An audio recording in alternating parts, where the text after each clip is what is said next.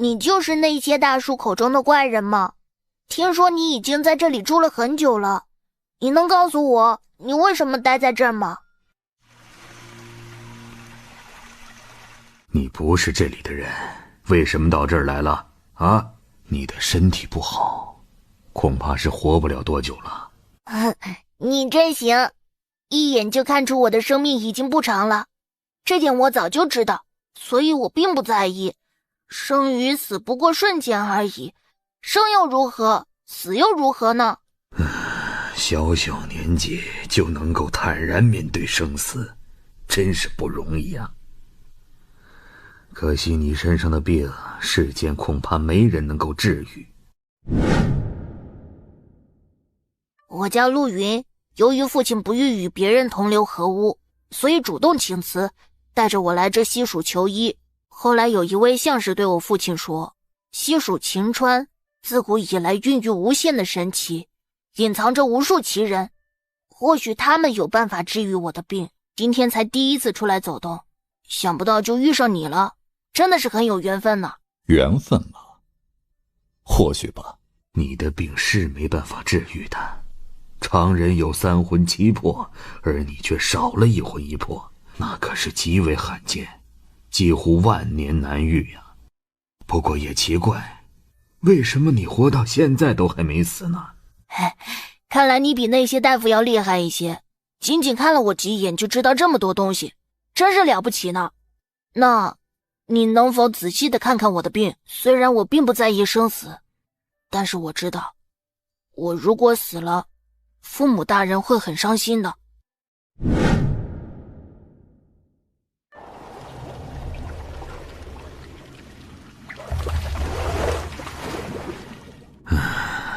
我可以想办法延长你的生命，但你必须答应我，这件事情不能告诉别人，除了你父母之外，而且在往后的10年里，你必须每天来这儿见我，不要轻易答应啊！我不喜欢不守信用的人。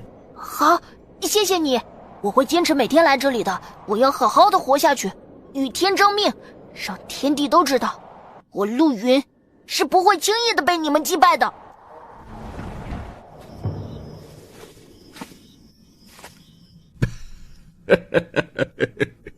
好，有志气。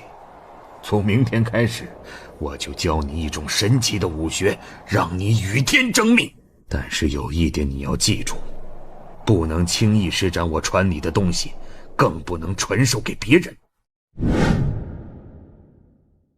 我会记得的，你放心。我其实知道你是什么人，因为曾经有人对我说起过你们这一类的奇人异事。那你说说我是什么人呢？说准了有奖励。你就是常人口中的山野奇人，算命术士口中的修真之人，对不？小鬼头聪明，算你说对一半，奖励将来给你，现在给你你也用不上。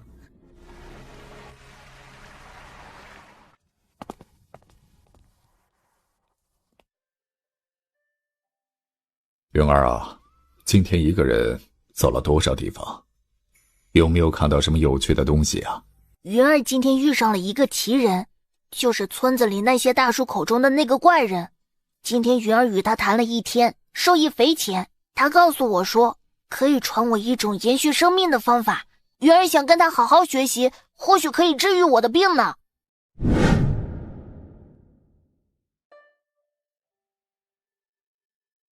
那今天他对你说了些什么？有没有关于病情的事啊？他说常人有3魂7魄，而我却先天少了1魂1魄，能够活到现在已经是个奇迹了。也正因为这个，他才打算教我延续生命的方法，叫我明天开始就去学习。想不到，真是想不到啊！我陆家流传百世的传说，竟然真有其事。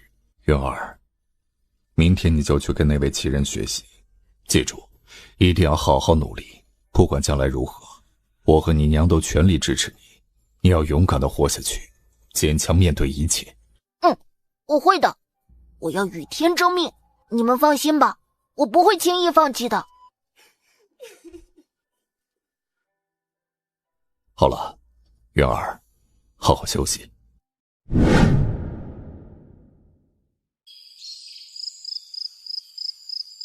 根据陆家的族谱记载，陆家世代相传有一个神奇的传说，据说陆家后世子孙之中会出现一个先天上一魂一魄的弟子，那将是陆家一个无法预测的变数。他的命运谁也说不清楚，如果这个人出现，就一定要他回陆家的祖坟地，取出一样世间只有他能打开的东西，而那个东西很可能会改变他一生的命运。想不到这云儿竟然就是那传说中的后人。云儿从小就聪明绝顶，什么东西一学就会，可惜身体太弱了。想不到他竟然有如此的命运，或许这一切都是注定吧。希望他这一生能够平安，我就放心了。希望在这里可以为我儿找到一条延续生命的途径。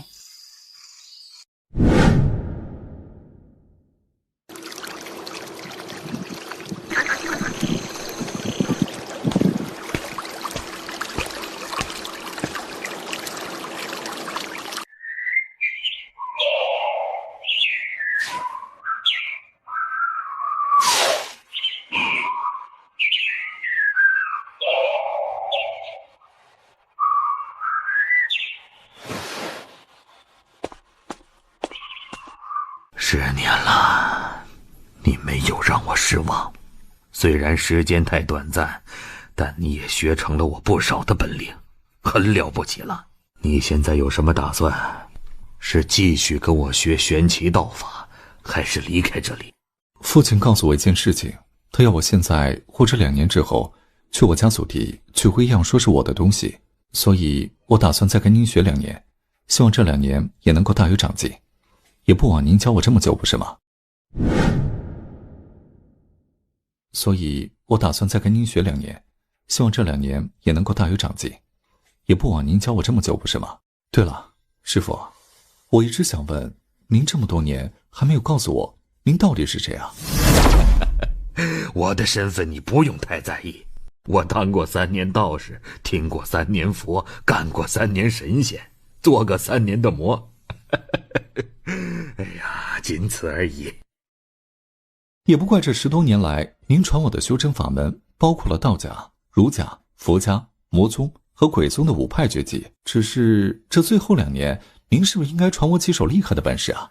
免得我将来出去给您丢人，遭人讽刺，不是吗？这2年你想学全我的本事，恐怕别想睡觉了。就算你学全了，没有100年修为，那也是枉然。我曾经说过要给你奖励的，现在给你也算差不多了。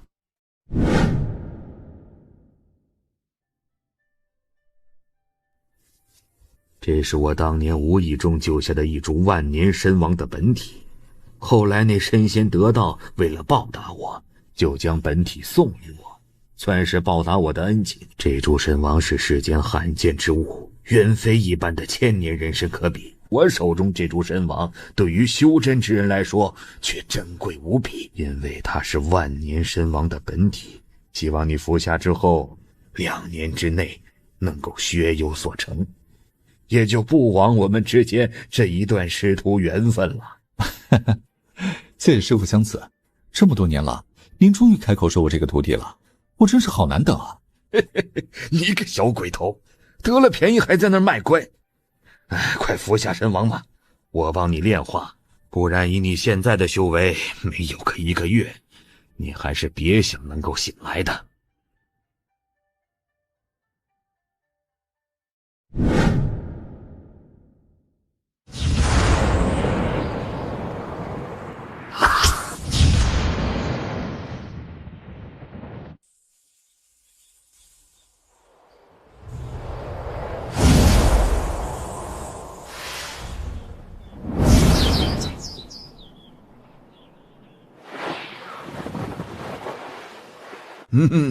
看样子效果还不错，有进步。你现在虽然表面看上去威力十足，但真正的修为还差得远呢。今后的2年里，你必须要将自己的一身修为全部炼化，达到返璞归真的境界才行。还不能让人看出你会玄门法诀，那样才算略有小成。继续努力吧，你的路还远着呢。多谢师父教诲，今后2年里，我一定不负所望，完成师父所传授的一切法诀。希望如此吧。很多事情将来你就会明白，并没有你想象中那么容易。但遇上真正的高手，你就明白了，有许多东西都是需要时间去积累的。修真本就是逆天而行，得天巧遇更是逆天之举，所以你要有心理准备，将来总有明白的一天。好了，天色渐晚，你也回去吧，明天继续。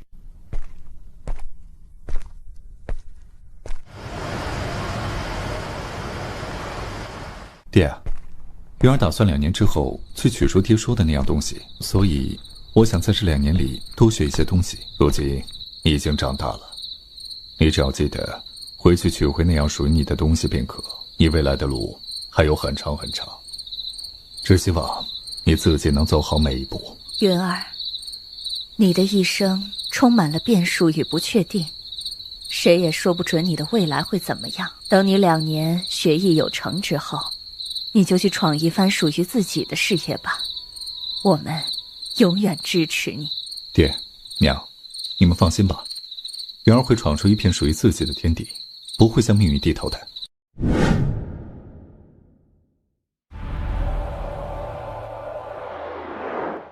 12年了，你今天终于学有所成。我一身的本领你都已尽数学去，你这一生充满了变异与不确定，将来你能否与天争命，那就要看你自己的命了，谁也帮不了你。现在你要离去了，我就告诉你几件事情，将来遇上了你要谨记。师父，您有话只管讲，不用顾忌那么多。您是我这世界上最亲的人了。我传你的所有法诀，你切记不可轻易施展，不然会给你带去麻烦。12年的时间你都已学成，虽然只是小成，但对于同等年龄的人来说，你也是绝无仅有的高手了。天下之大，修真派别之多，数之不尽，最有名的5派6院你也得要小心。我希望你在取回祖物后，可以到西蜀的义园去学习那里的东西，在那儿也有其神秘之处。义园身为天下6院之一，是6院当中最奇特的一处，因为他那儿招收的学员分为2种，一是修真之人，2是普通学子，专门育人中华千古文学。其他5院都只收修真之人，这也就是为什么义园在6院中排名最后，但却最受人欢迎的地方。这义园里有一镇山之宝，名为倚天尺，是流传千古的神器，非同寻常。从义园创始之初就没有人练成。你将来要是有机会，记得一定要学成那套功法。那套法诀最厉害的地方在于，它可以斩杀世间一切妖魔鬼怪，是世间一切妖魔的克星，至阳至刚之极，可以毁灭一切阴森诡气之物，十分的霸道。义园在修真界中以易经而闻名天下，最出名的绝技就是倚天12法诀，据说学成之后可以一天改命。另外我还知道义园里的一个秘密，在义园中有一套法诀，名为五雷震天诀。近来我每夜都在观看苍穹星辰，发现一个不祥之兆，天下即将大乱，妖孽必将现身，最多3年的时间，天下就将有一场异变。届时恐怕整个修真界都将受到影响，全会陷入一片血雨腥风之中。你出去之后要牢记这一场劫难，小心留意。你一直没有兵器，有空的时候还是找一把好的。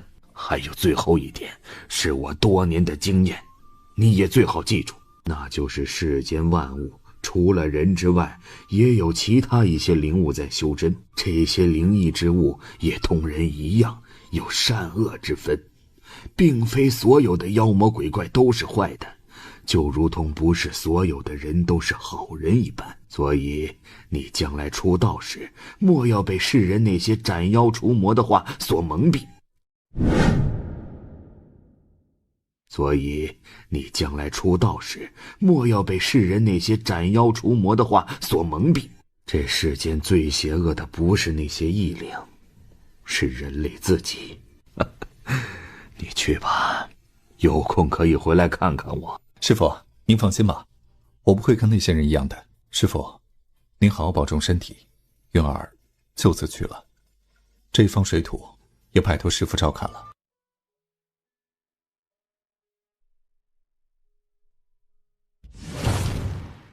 应该是这里了。为什么陆家建的祖坟地会选择在这个地方？这里阴气这么重，应该是一个绝阴之地。这恐怕下面隐藏着不少的凶邪之物吧。看来当年陆家先祖也必定是一位旷绝天地的奇才，不然他怎么会将祖坟建在这条龙脉的龙眼之上，从而保住了陆家的百世昌盛？现在想来，当真是非同凡响。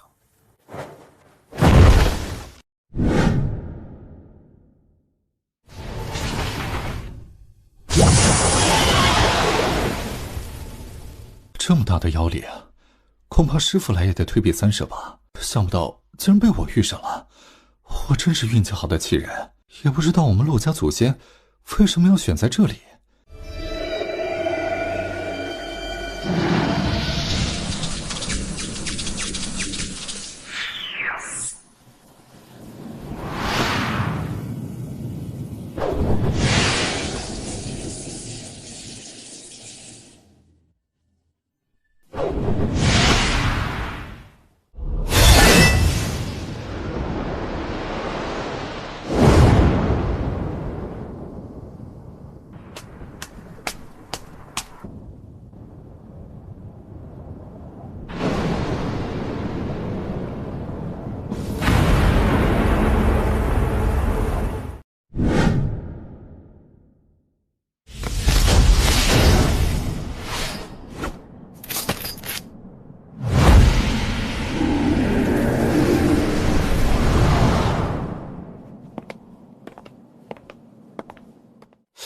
这掌印代表着什么意思呢？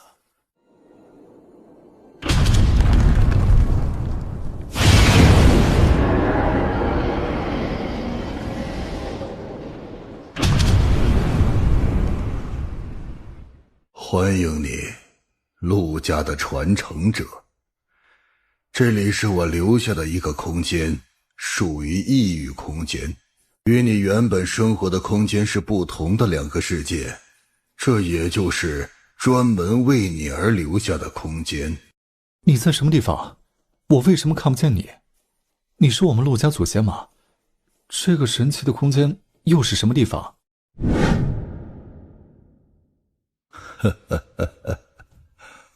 留在这里的是我的意念，没有形状，你是看不见的。之所以留下这个空间，是因为有一样陆家的传世之宝，不愿意白白浪费，而你就是陆家百世中唯一一个可以继承我留下这件宝物的人了。你先天少了一魂一魄，是很难活下去的。为什么你在6000年前就知道了我的命运呢？这也太悬了吧！如果不是当年我将这一处天地灵脉占为己有，保住了陆家百世的昌盛，你也不会出现先天残缺、少一魂一魄的事情了。这其实就是上苍对我们陆家的一种惩罚，他要我们陆家从你开始断绝后代，以还世间一个公平。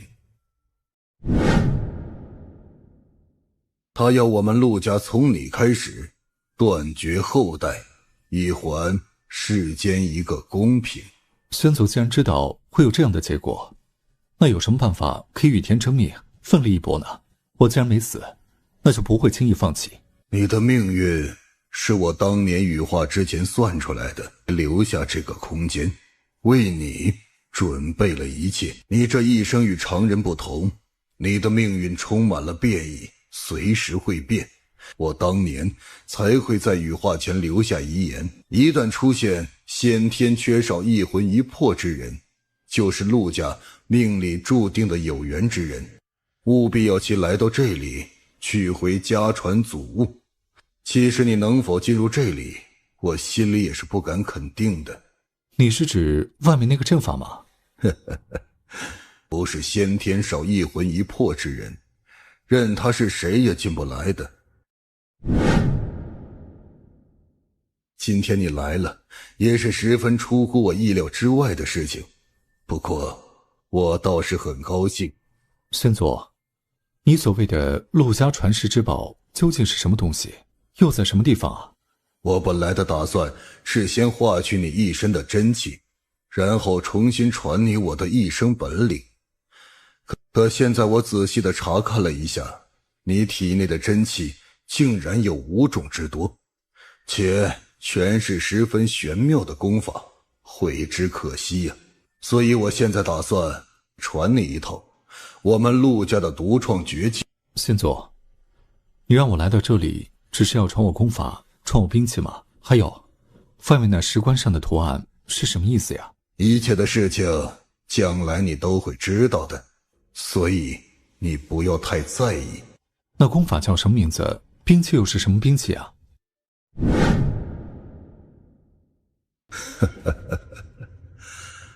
不要心急，我会慢慢的告诉你。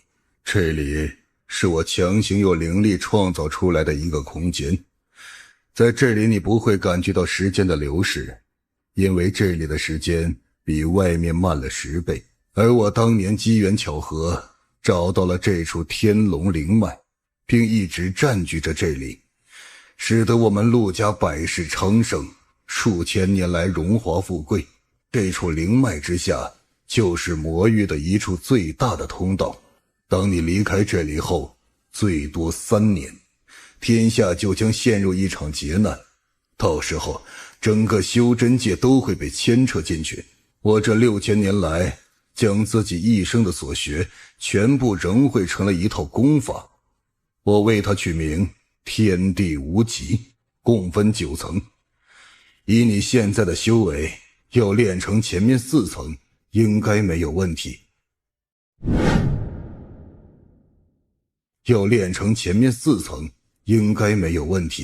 但想要一下全部练成，那是不可能的事情。至于我传你的一对兵器，你要万分珍惜。你现在缺少一魂一魄，而填补你一魂一魄的东西，就正好是我的那2件兵器。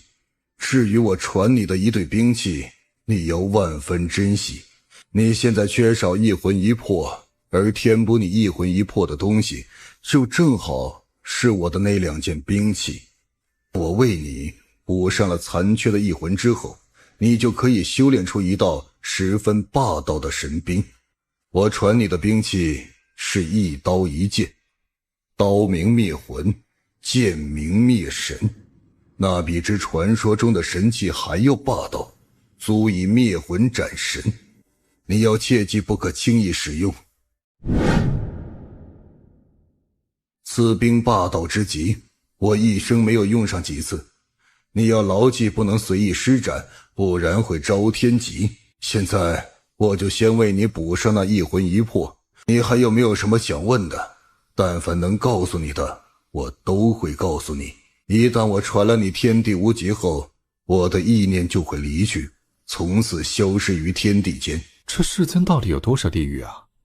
为什么我以前从来没听说过魔域呢？还有什么天地门、天外洞天，根本都没听过。所谓的魔域，不过是指在地底以一种特殊的方法制造出来的一个空间而已。而世间除了魔域外，还有鬼域与百兽妖域，这些都属于邪恶一面的存在。而正道一方有9天虚无界、云之法界与天之都等一些神秘之地。原来世间还有如此多奇异的空间，当真是不可思议。那问下，先祖打算怎么帮我补齐那一魂一魄呢？放松心情，什么也不要想，就像你平时修炼一样，做到心静如水即可。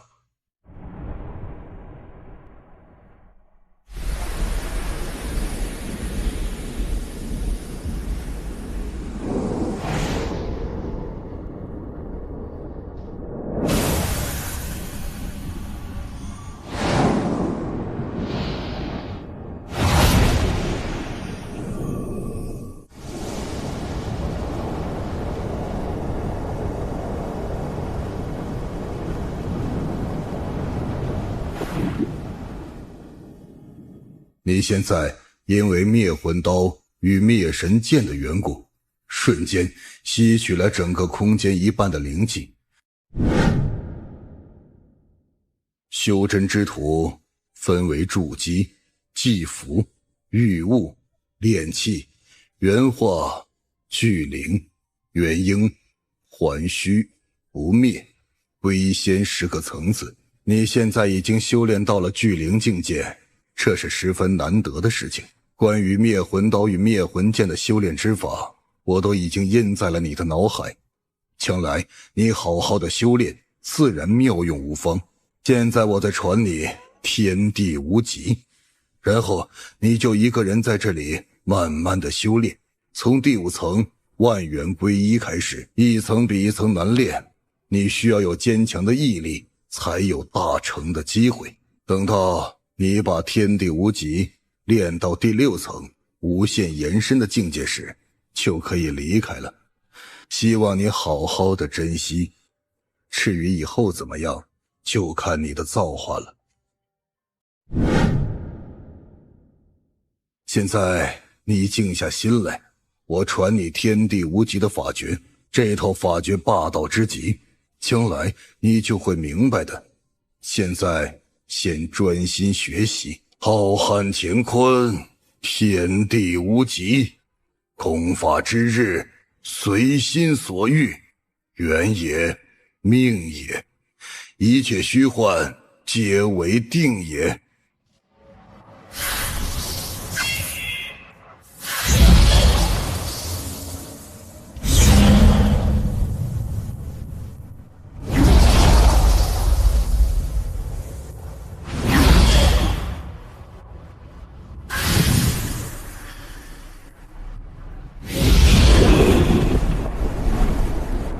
努力吧，陆家后世中的唯一最传奇的子孙，从此一切只能靠你自己了。我能为你做的仅仅这些了。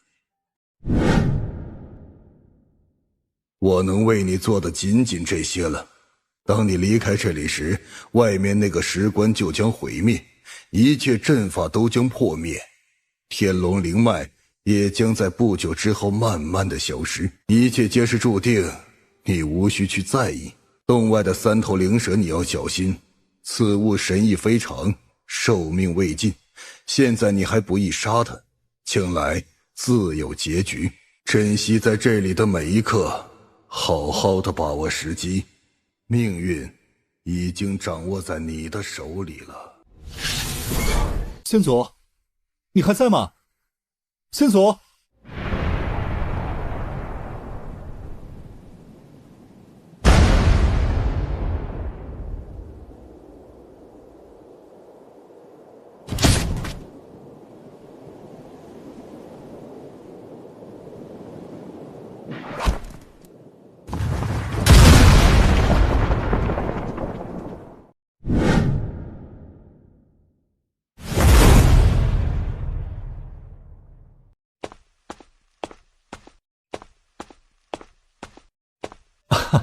娘，元儿回来了，爹呢？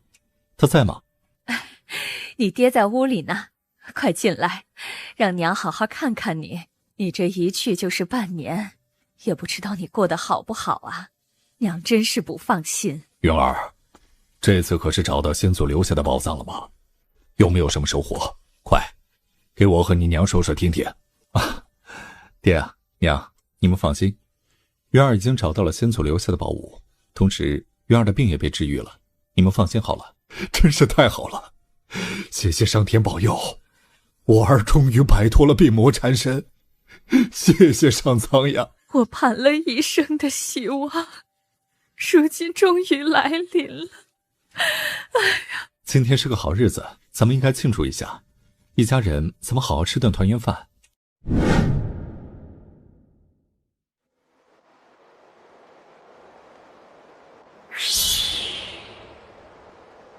想不到几个月不见，你竟然一连跨过3个境界，到了还虚境界的初期，如此速度，恐怕天下都找不出第二人。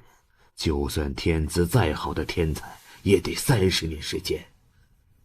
而你，却着实让我吃惊啊！徒儿这点本事，还不是师父教的吗？正所谓名师出高徒，这功劳应该都算师父您老人家的。不过我还真没想到，师父竟然一眼就看出了我的修为。师父，您能告诉我您是哪个境界吗？我本来还在想去一元可以隐藏自身的修为，想不到师父一眼就看出来了。不要不知足，其实以你现在这等修为，世间能看透的人不多。我能看出来，那是因为我是你师父。将来你在别人面前，只要注意隐藏自己的气息，那么天下绝对没有几人可以看出你的修为。我现在修炼到什么境界，告诉你也无妨。为师在200年前就已经修炼到了龟仙之界。现在嘛，你自己去想吧。这么说，师父已经算得上是神仙之流了，可是为什么还留在凡世呢？这一点将来你自会明白，现在不要多问。哎，这一次你回来是专门来看我的？这次呀，弟子是专程来看望师父的。我已经打算前往一元学习，弟子现在修为大增，师父，您可还有什么旷世绝学什么的？以前没教给弟子，现在正好可以补上呀。什么本事都传你了，你现在只管用心苦练就是了。一人学全了我所有的本领，你还不满足啊？你现在要修炼的就是如何隐藏自己的气息，不让别人看出你的底细，那才关键呢。对于这个，我倒是可以指点你一二。你要是有空，可以多留3天，到时候再离开，保证让你收获不小。那好，我就再跟师父多学几天本事，免得将来出去给您老人家丢人显眼。您说是不是啊？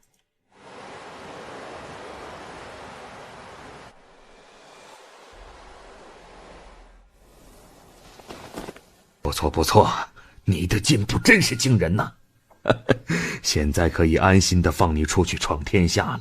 以你现在的修为，在整个修真界里也勉强算得上是位高手了。不过以后切记注意隐藏自己的实力，那对你的将来会有很大的帮助。哎，现在你就离开嘛？啊，我打算回家住一晚，明天出发前往一元去，开始一段新的生活。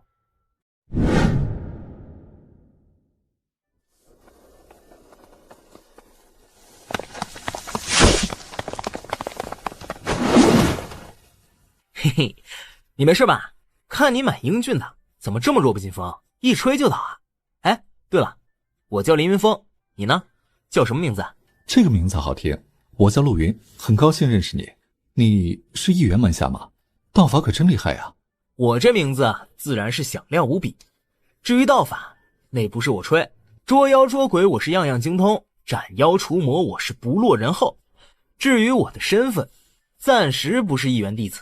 不过也快了，过了今天我就是了。今天就是专程来此拜师的，等我拜完师后，不自然就是一元门下了吗？哎，对了，你也是来这里学艺的吧？哪儿的人？我们先聊聊，以后说不定有机会进入同一院学艺，成为师兄弟呢。我今年20岁了，以前是京城人士，现在算是半个西蜀人士吧。听说一元法诀神奇，十分有名，便过来一试机缘。你呢？看样子应该比我小些，但是你本事比我厉害多了。我今年19岁，仅比你小1岁而已。可你不知道，我修炼已经10多年了，不然你认为这身本领是那么容易就得来的吗？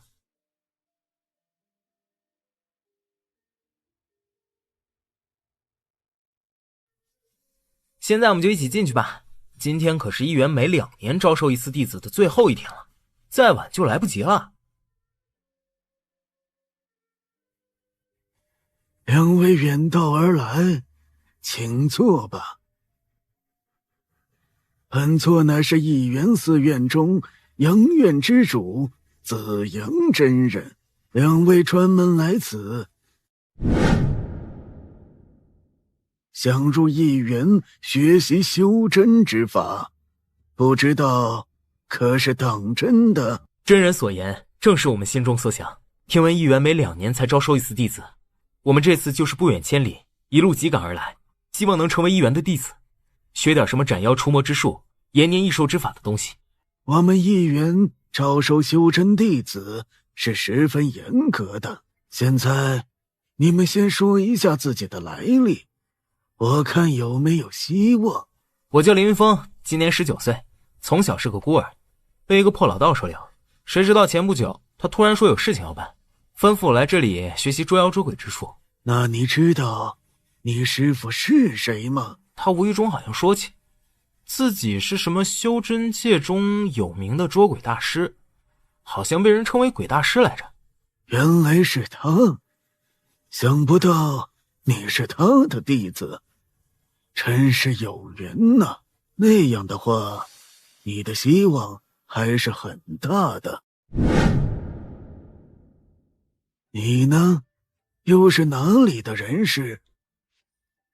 回真人，我叫陆云，祖籍京城，家父陆文宇曾是当朝进士，祖上历代也是在朝为官，全是进士出身。12年前，陆云随父亲迁移到西蜀剑阁附近。由于我从小体弱多病，一直不曾远离家门。这次也是听说一元招收弟子，家父才让我出来见见世面。你真是当年京城里陆氏家族的子孙，你父亲陆文宇的大名我听过。我们一元有弟子在朝为官，曾有人都提起过你父亲，真想不到你们两人竟然全是故人之后。或许这就是机缘吧。现在你们在这里坐会儿，我去见掌教，问问你们两人的事情，看掌教怎么说。看样子希望很大，真是太好了。等我成为一元弟子，学成了绝技之后，斩妖除魔，行侠天下，做一个受万人敬仰的除魔大侠，那时候嘿嘿，可威风了。紫阳师弟来得正好，我正打算派人去叫你呢。今天在这里聚会啊，是想说一下关于这次招收门下弟子的事情。经过你们仔细的筛选，一共选出10人，这是相当好的情况呀。现在前院缺1个，坤院缺2个，阴院4个，阳院5个，总共缺12人。这多年来呀，我们一元一直位居6院之末，其主要原因是这些年来一直没出过杰出的人才。而这一次呀，我们一元出了2个最杰出的人物，那就是前院的李鸿飞与坤院的张傲雪。相信以他们2人的实力，在未来的6院会武上，应该有机会与其他5院一并高低，为一元争回一些荣耀。玄玉师兄，刚才一元又来了2个少年，全是为了学习修真之法而来的。最奇特的是，这2个少年都有不凡的身份背景，与我们一元也算是有些渊源。有这事啊？你说来大家听听。那2个少年，一个叫林云峰，一身修为已经达到了祭符后期，开始进入御物的阶段了。他乃是当年我们一元同门玄鬼师弟的传人，此次是被他师父哄来的，只是自己不知道罢了。那玄鬼师弟的心性，你们也都知道的。这一次我们一员又可以添一名弟子了。而那位陆云，则是当年京城最有名的陆家之后陆文宇的儿子。不知道师兄觉得两人是否可以列入考察对象？既然是故人之后，而你也觉得不错，那么2天后就叫他们来这里，大家一起看看吧。对于6月每10年一次的论武之会，现在只剩2年的时间了。在此我希望大家共同努力，加紧训练门下弟子，2年后争取为我们一员争光。现在大家还有什么要说的吗？近来西南方向邪雾开始涌动，已经有不少百姓受到了波及。我已经又派了4位门下前往支援。这事情掌教师兄觉得是不是应该好好查看一下？我觉得这里面恐怕预示着什么不祥之兆，为了安全起见，最好是专程派人去查看一下为好。你说的事情我已经知道了。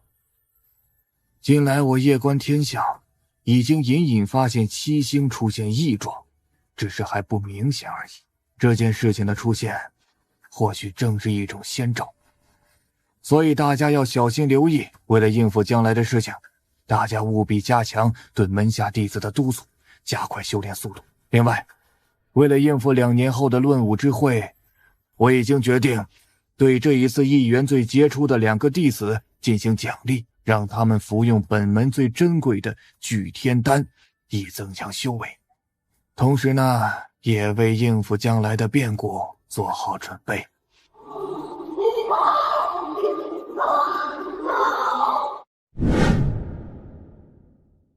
师兄此举可谓是果断英明，这样一来，鸿飞与傲雪2人在今后的2年内必将修为大进，等到6院会武之时，一定可以一举成名，为我们一员争取到无上的光荣。我之所以这样做，也是为了我们一员着想。这200多年来，除了60年前的风远阳外，我们一员一直没出过什么杰出人物。这一次难得出了一个李鸿飞和张傲雪，他们的修为进步之快，大家也都看见了。到现在2人已经将本门的1天12诀练成了8诀，开始进入第9诀了。所以我才决定大力培养他们2人，让他们2人将来可以代表一员行侠天下，为一员争回几分荣耀。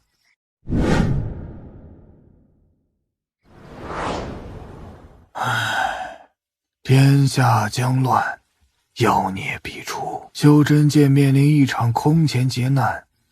这一次又会有多少门派败落消亡，多少门派能挺过难关，最终不倒呢？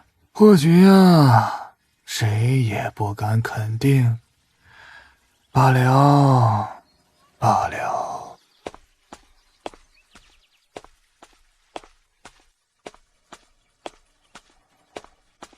你们2人的运气不错，掌教已经答应了，2天后你们就可以与另外10人一起参加入选之事了。谢谢真人帮忙，我与陆云可是感激不尽。另外问一下，这一员之中有些什么绝技呢？我们一员的法诀以1天12诀为主，这是每一个门下弟子必须修炼的。一元分为乾、坤、阴、阳4元，到时候你们可以选择，不过不是每人都能如愿。但其实也没有多大区别，无论你们学哪一门，只要努力都可以达到同样的境界。想不到这一员有如此之多的绝技真是太好了。我呢是专门来学习那阴院的斩妖灭魔剑的，其他的就留给他们去学吧。哎，陆源，你想学什么？说来听听。我随缘吧，学什么都可以。我相信真人的话，无论学什么，只要自己肯努力，就可以到达同等境界。杜云，既然凌云峰要到鹰院学习斩妖灭魔剑，那你不如到我阳院来学习那烈火天罡剑诀。只要努力，凭你的天资，将来一定可以成为一员中最杰出的众人之一。考虑一下，2天后给我答复。时候也不早了，我已经派人为你们准备好了房间，你们先下去休息吧。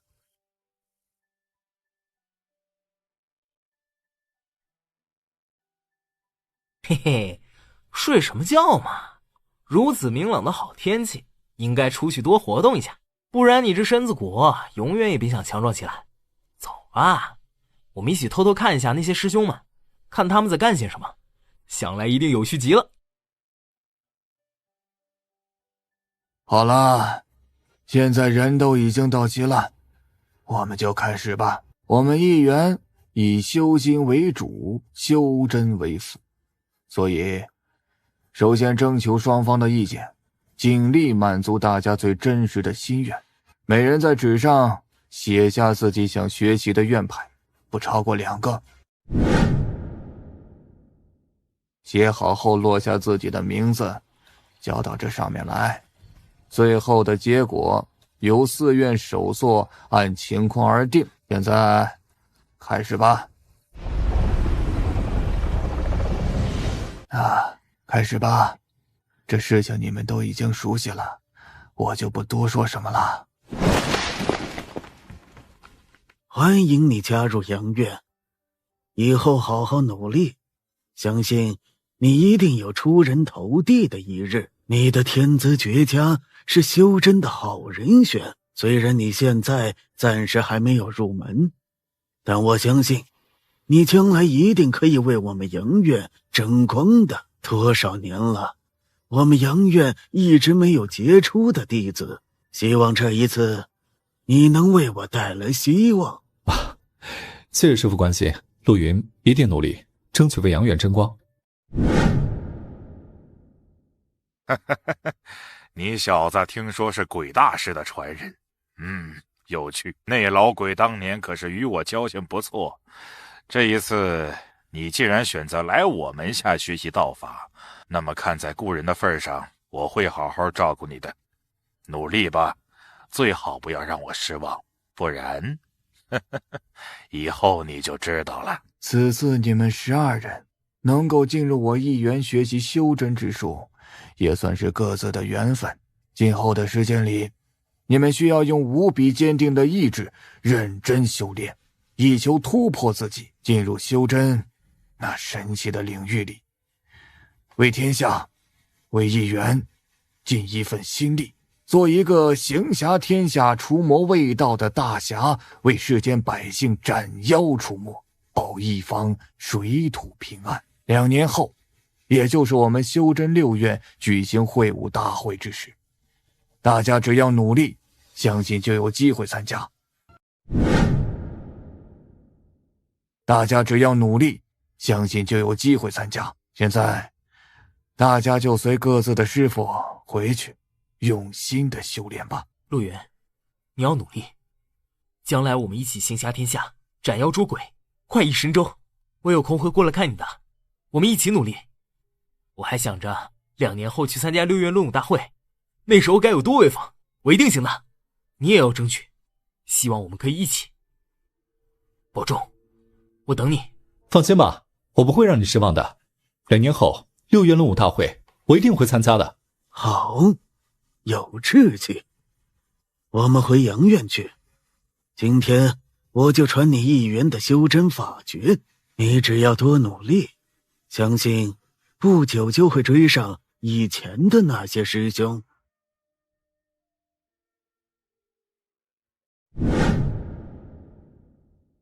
这一次大家能进入我阳院，我心里十分高兴。为了早日提高大家的修为，我决定今天就开始传你们入门口诀，记得一定要多努力，争取超过乾坤2院。那时候我们阳院就有荣誉了。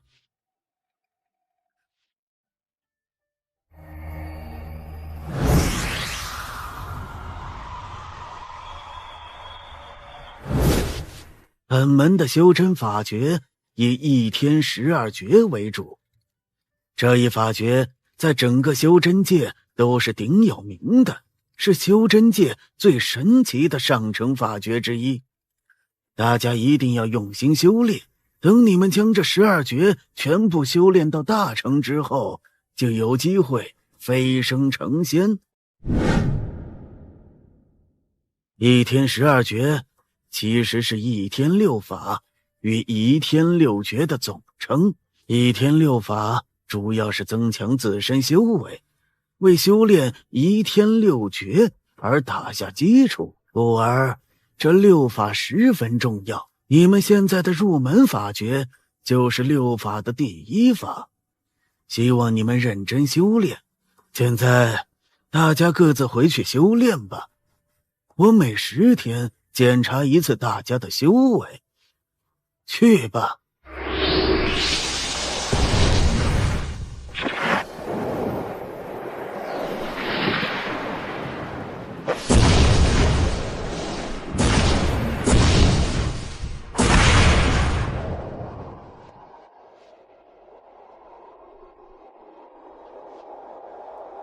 今天带你们来这里，是要传授你们一天6法的全部法诀。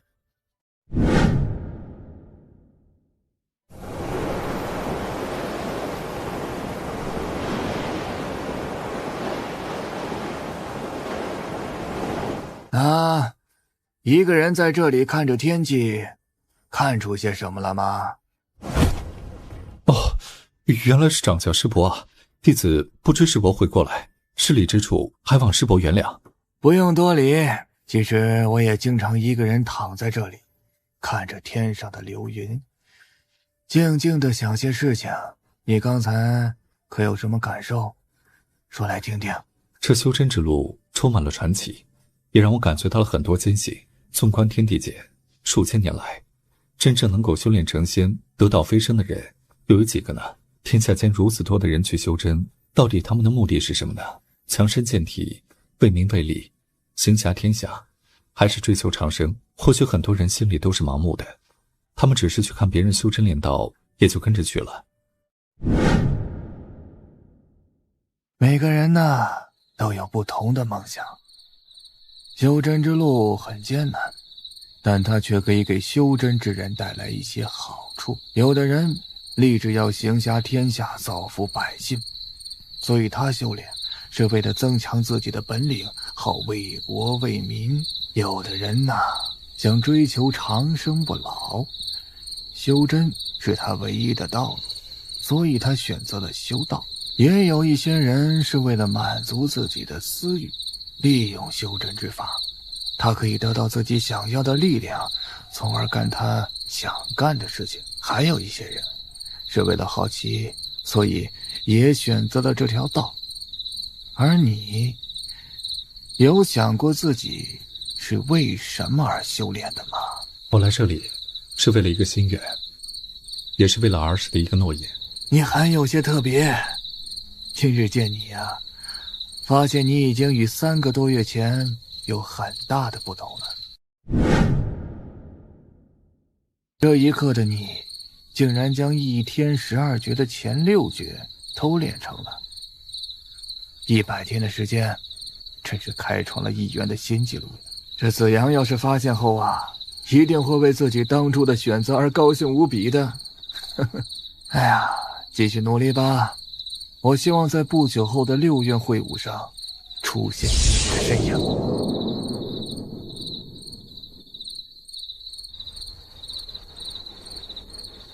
3个月不见，看样子你们的进步都挺不错的。陆云，你过来，让为师我看看你现在的修为怎么样了。师父觉得徒儿现在这样还行吗？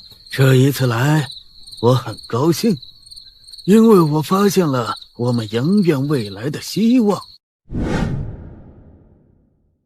那希望就是陆云，他来这里刚好100天，但已经将我们1元一天12诀的前6诀全部修炼成，这可是议员从来没有出现过的事情。照他的天资，这样下去，要不了多久就可以直追李鸿飞与张傲雪2人，成为议员这一届中第3位最杰出的人了。为师现在决定，马上传授陆云12绝的后面6绝，同时开始教他本门烈火天罡剑诀。这一次，我们杨院定要与他们乾坤2院一比高下，让他们也知道我们杨院也是有杰出人才的。陆云，你要努力，不要让我们所有人失望。希望2年后的6院论武大会，你能有机会参与。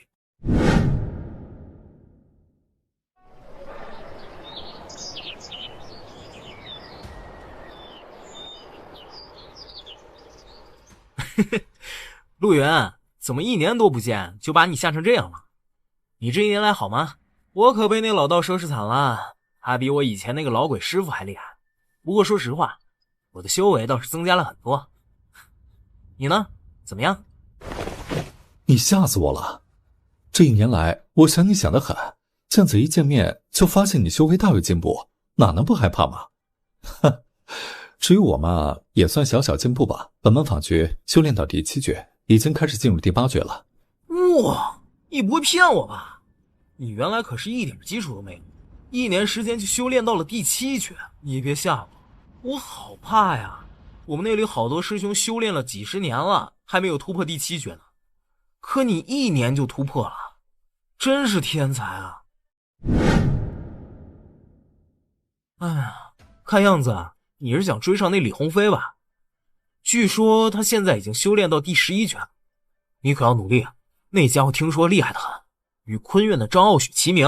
哎呦，好了好了，不说这些了，说说这1年来斩妖剑和捉鬼的本事啊，你觉得怎么样啊？斩了妖怪，捉了小鬼了吗？那还用说吗？当然是厉害多了。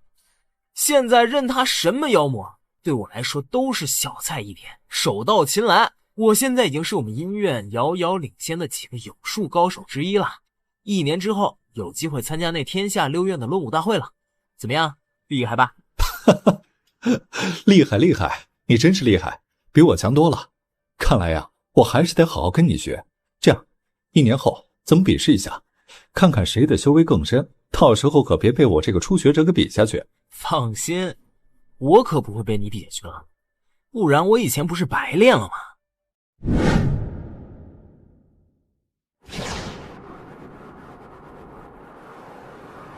告诉你个小秘密，在义园东面10里外有一处阴池，那里面的水奇寒无比，据说里面有一种鱼叫月白，每当夜晚在月光下就会发出白光，十分美丽。据说那种鱼吃了之后全身会产生一股热气，慢慢就会化成一股真气，吃的越多真气越足，可以增强修为的。你要不要去看看？我还听说那里最近可出现了一位美女，美丽极了，我们去瞧瞧吧。你小子呀，真是好事不干，专想这些歪门邪道，我真是服了你了。算了，这么久不见，你既然想去，我就陪你走一趟。走。你也学了1年了，不知道这1年来修炼的如何了？现在我们就来比一比，让我看一下你现在可会那御剑之术了。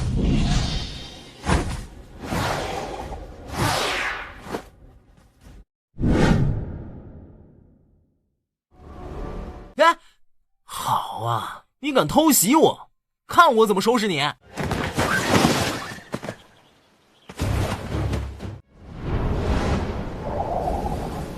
这一届看样子是我们义院收获最大的一次了。前院有李鸿飞，昆院有张傲雪，阴院现在出了一位林云峰，而阳院那位陆云更是天地奇才，1年的时间竟然就可以御剑飞行了，真是罕见呐！这一次的6院论武大会，或许应该是属于我们义院的天下了。终于啊，又一次可以扬眉吐气了。这件事情也很难说，每一次6院会武，第1名不是被天剑院夺得，就是被菩提学院得去。这一次从我们得来的消息，天剑院又出了一位旷世奇才，而凤凰书院也出了一位绝世女子。至于道院、如院与菩提学院，虽然暂时没有消息，但想来也不会差到哪里去。我们这一次必须要全力以赴，希望鸿飞与傲雪可以为议员争得一份荣耀。比赛时间还有1年，相信以我门下陆云的天资与进展速度，到时一定可以修为大增，将12诀练到第10诀，甚至第11诀。那样的话，就有希望在论武大会上让我们议员扬名天下。哎，好了，你们的话我都明白了。现在距论武大会还有1年，如何在这最后1年里将他们的修为提升上去才是最重要的。此外，蜀南一带近来阴魂鬼灵频繁出现，玄一师弟记得亲自去处理一下。好啊，你可真是天才！1年时间就将修为提升到如此境界，恐怕整个修真界都找不出你这样的奇才了。哎，到了，我们下去吧。那个小寒池就在前面，我可来过3次，其中有一次无意中见到一位美女，就在这里练剑。她的剑法霸道之极，惊人无比。嘿嘿，你见到就知道了。啊，她今天又来了，你听到那声音了吗？这人是谁呀？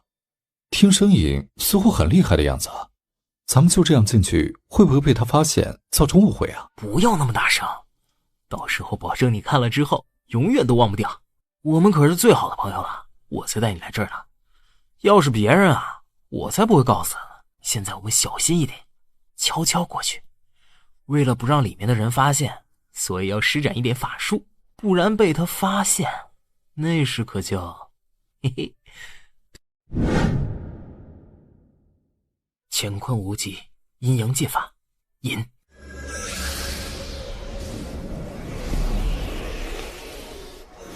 啊！有妖怪啊！快逃命啊！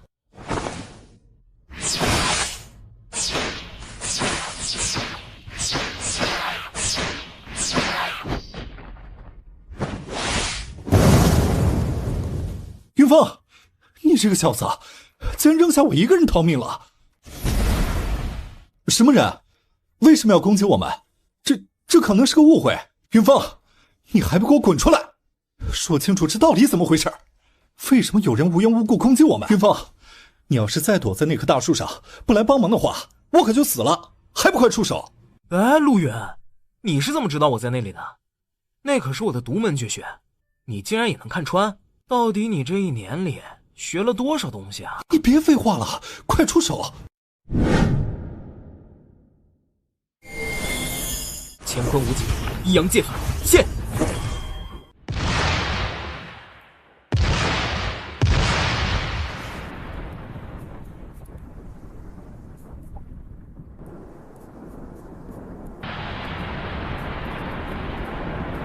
云峰，你说这到底怎么回事？这位修为高强的姑娘，她到底是谁？你为什么害怕她？陆远，你怎么问我呢？我哪里知道？你要问也应该问她才对啊！哎，我和她能怎么样？她这么厉害，我躲还来不及呢，又能怎么样呢？哼，你还敢来？看来你是不死心了。你说，这究竟怎么回事？为什么这位姑娘会这么说？你到底有什么隐瞒着我？你今天叫我来这里，显然是早有预谋，想让我替你背黑锅是不是？你真是个没良心的家伙。陆源，你别生气嘛，其实也不是想隐瞒你什么，我们一起来一圆，也算是最好的朋友了。现在兄弟我有难，你就帮帮忙嘛，知道你最好了，我可只有靠你了。好，既然这样，那你现在当着我的面将事情来龙去脉说出来，如果是你不对，赶紧给人家赔礼道歉，要是你对，我自然会帮你。其实没有什么的，真的，陆源，没有什么，那是几天前我无意中发现这有一处树林，一时好奇便一个人溜进来，想看个究竟。哪知道我到了这里之后，除了发现这树林中有一处寒泉外，别的什么都没有。当时也就没有在意，闯了进来。谁知道当时他也在这里面，而那个时候正巧这寒池中闪着淡淡的紫色光芒。我一见那紫色光芒，心里冲动，一下冲上去想看看是什么。真的，当时的我仅仅想看看是什么东西，绝没有占为己有出手抢夺的意思。谁知道我一出现，那淡紫色的光芒突然就消失了。这一来，这位美丽无比、厉害无比的姑娘就怪我岔走了她千辛万苦引出来的宝物，所以我们之间就产生误会。最后我与她说了几句，大家就动起手来。结果她太厉害了，我就只有跑路了。今天找你来，就是想你帮我向她道歉，化解这场误会。对于这种事情，我是不擅长的，所以我才找你帮忙。你可千万帮我说几句好话，不然将来被我那师傅知道了，我就惨了。嘿嘿，拜托了。这位姑娘，现在事情说明了，我这位朋友当时也是心里好奇，犯下无心之过，希望姑娘不要放在心上，还望姑娘大人大量，别与她计较。我在这里向她赔个不是了。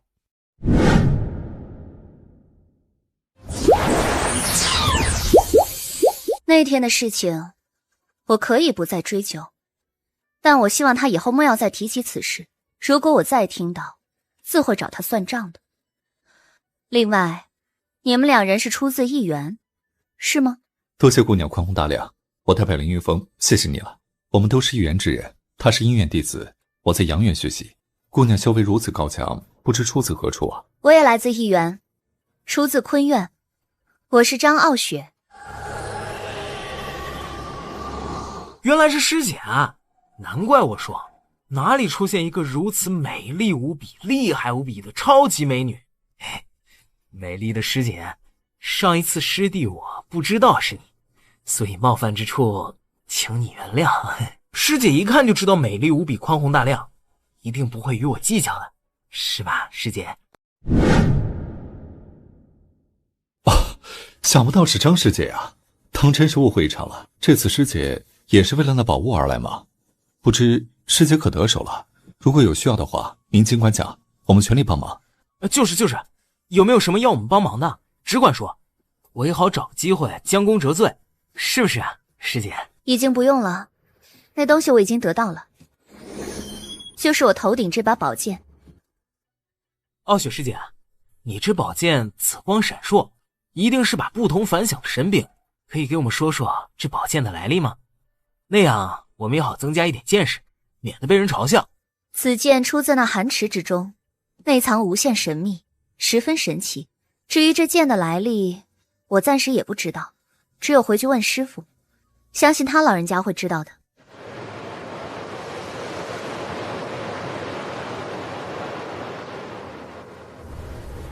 你们觉得这寒池之中有什么奇怪之处吗？云峰，你精通此道，你仔细看一看。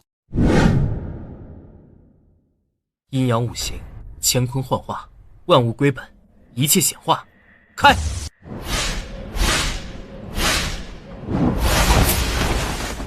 根据我所探查的结果，这池底阴气十分强大，似乎隐藏着什么鬼物。在这池底有一处寒泉之眼，那泉眼内有一方玉符，已经产生了裂痕。看那样子，可能是因为长时间压制这股强大的阴气，被那鬼气所侵蚀而造成的。云峰，你对于捉鬼之事最为在行，你说现在这是什么情况？此刻这股鬼气正在壮大，再拖下去，恐怕后果会更加严重。这股鬼气非同寻常，我以前从来没有遇到这么强大的鬼气，现在就试一下吧。我手中之剑取自池中，想来有压制邪恶之力。此时取出后，这池中的阴森邪物就开始蠢蠢欲动了。此事既然由我而起，还是由我而终吧。师姐，你这话就见外了。我们同出一源，一门同强，岂能分这么清楚？再说，遇上此等事情，我们应该同心协力，一起将这阴邪鬼物消灭才对。云峰，你说是吧？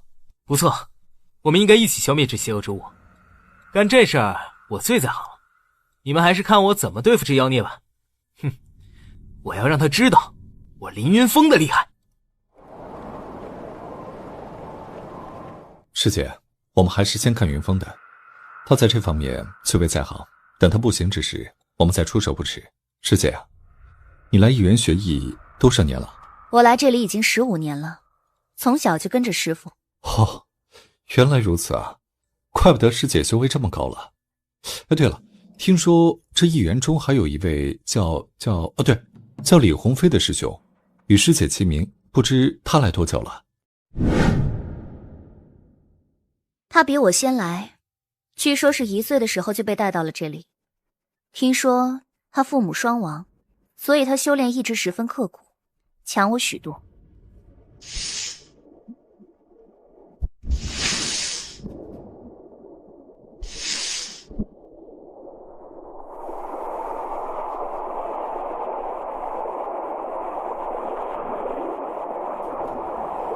小心，这是十分罕见的鬼魅，厉害无比，很难对付。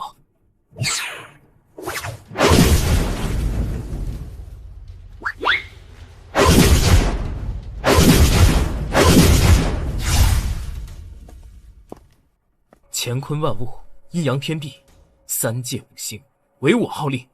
阴阳剑法，灭鬼斩仙，破！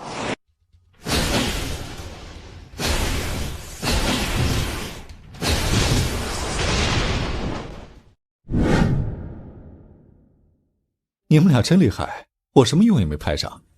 哎，对了，云峰，看你的表情，你对那鬼魅的来历十分清楚是吗？说说。说起那鬼魅，他可是世间鬼物一系中相当难对付的角色。在传说中的鬼域，鬼分为一般的鬼魂，其次是厉害10倍的鬼灵，接下来是比鬼灵厉害10倍的鬼魅，最后是那最厉害的鬼仙。我们今天遇上的就是那传说中的鬼魅。这一次要不是有傲雪师姐在啊，我们可就危险了，你说是不是啊？对，你说的都对，这次啊全靠你和傲雪师姐，要不然我肯定完蛋。这座树林其实是一座阵法，想来应该是很久之前不知哪位修真界的前辈，也可能是元先祖留下，用来镇压那寒池深处阴森鬼气的。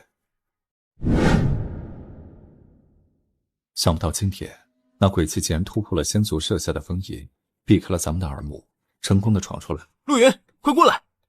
这一次的这些鬼魅比先前的那只厉害多了，而池边那只黑色鬼影极有可能就是传说中的鬼仙，那不是我们现在能对付的。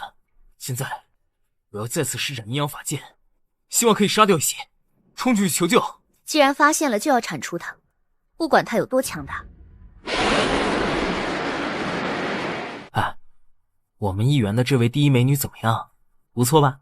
听说那前院的李鸿飞也在追求她，那家伙据说修为高深，恃才傲物，不可一世。如果我们义园最美丽的这朵娇花被他追到手了，那可就气死人了，说是不是？依我看啊，陆源是好朋友。说句实话，我觉得以我这模样配他是差了一点，不过我看你配他可是刚好。天造地设的一对，努力吧伙伴，可别给我丢脸。这么漂亮的美女白白让给别人，那多可惜啊，是不是？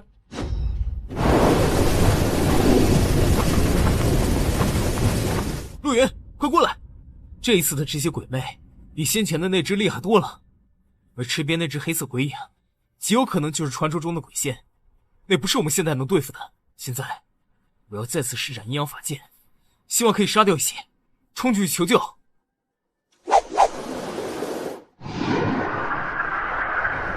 陆云，快印起本门一天法诀护体，同时全力护在我身边。我要施展阴阳法剑，与这些鬼物一决高下。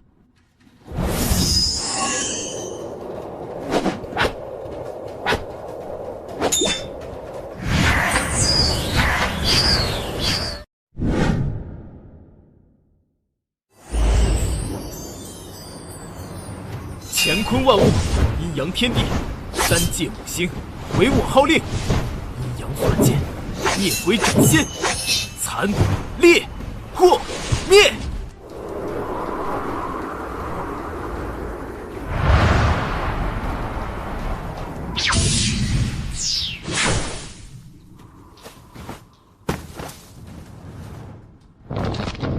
云峰，你怎么样了？不要紧，你小心他的眼睛，那里可以发出绿色的气芒，十分厉害，要小心。放心吧，交给我了。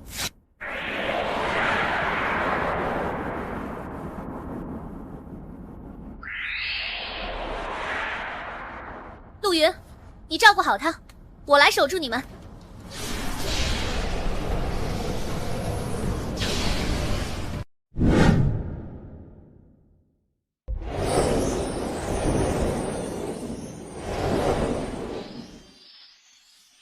你怎么样了？好些了吗？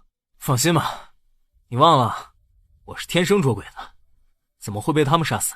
我现在没有事，休息一会儿就可以了。你不要再输真元给我了，我已经好多了。多注意四周的动静吧。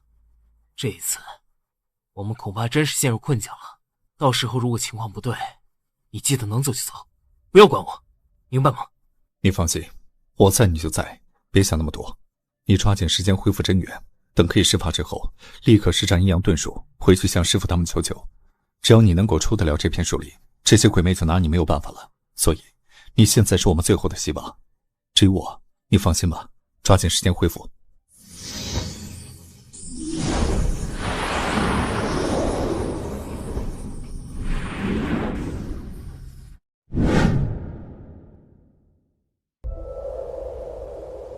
现在我已经恢复了3层真元。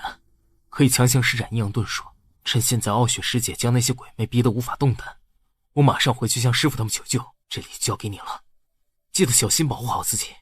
我马上去搬救兵。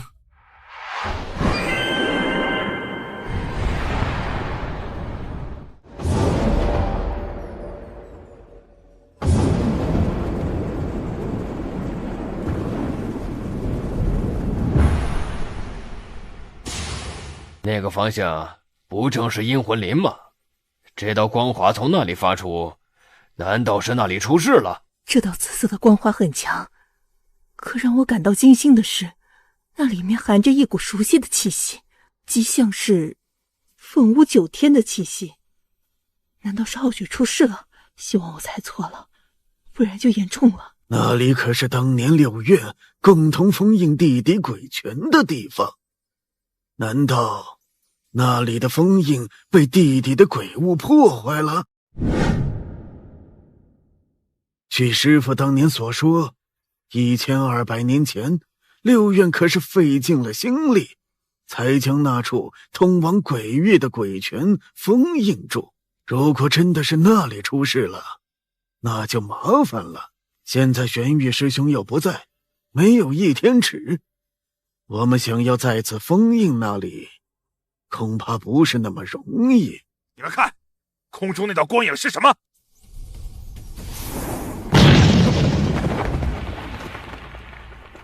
师父，你们快去那边树林，傲雪师姐与陆云都在里面，正被9只鬼魅与1只鬼仙围住。弟子也是拼尽全力才赶回来求救的，快去，迟了恐怕就来不及了。我先走一步，你送他回房后，记得马上赶来。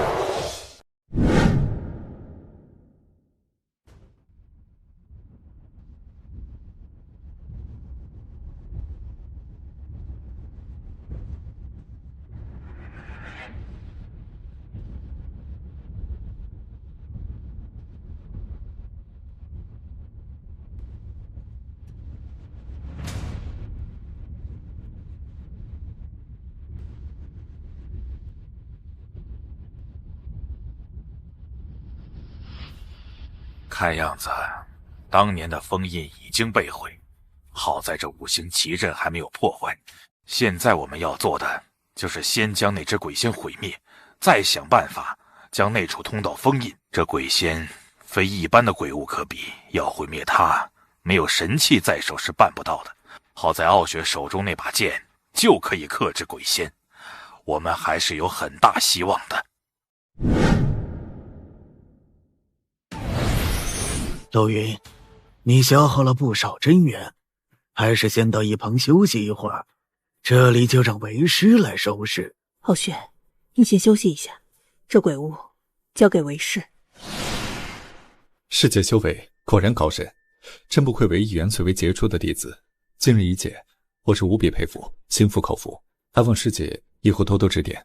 你也不错，1年时光就有如此修为，将来恐怕会成为一元第一人。师姐夸奖了，有你和李师兄在，怎么也轮不到我。此刻3位师伯能够快速赶来，都是云峰的功劳，只是不知道他现在怎么样了。这回遇上如此厉害的鬼物，看样子这事情并不简单。既然师父来了，相信他们有办法解决事情的。你还是趁机调息，好尽快恢复消耗的真元吧。另外，难得见师父与3位师伯出手，我们都仔细看看，也可以学点经验。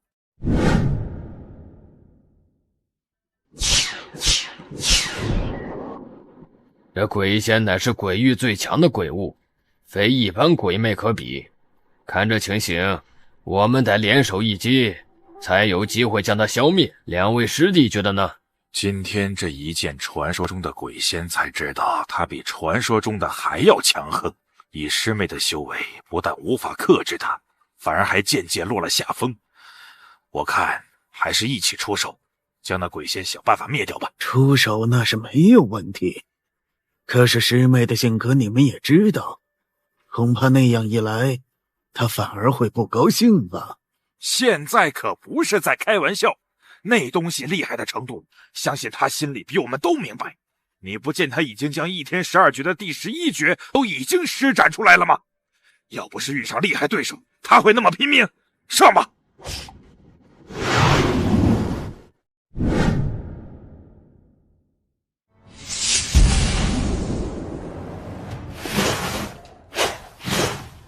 小心一点，这鬼物变化多端，十分厉害，不是轻易可以杀死的。现在我们唯一的希望就是再次联手将其困住，然后由傲雪全力一击。这里唯一可以克制这个鬼仙的，就是傲雪手中那把神剑，只有用那把剑才能毁灭这个鬼仙。也只有这样了。想不到我们一年4大高手联手，也敢杀不死这鬼仙，反而被他震退，真是不可思议呀！这鬼仙如果这么容易就能杀死，那就不是鬼仙了。既然称为仙，就不是什么人都能杀得死的，不然叫什么仙呢？阴阳五行，乾坤八卦，开我天眼，万物显化。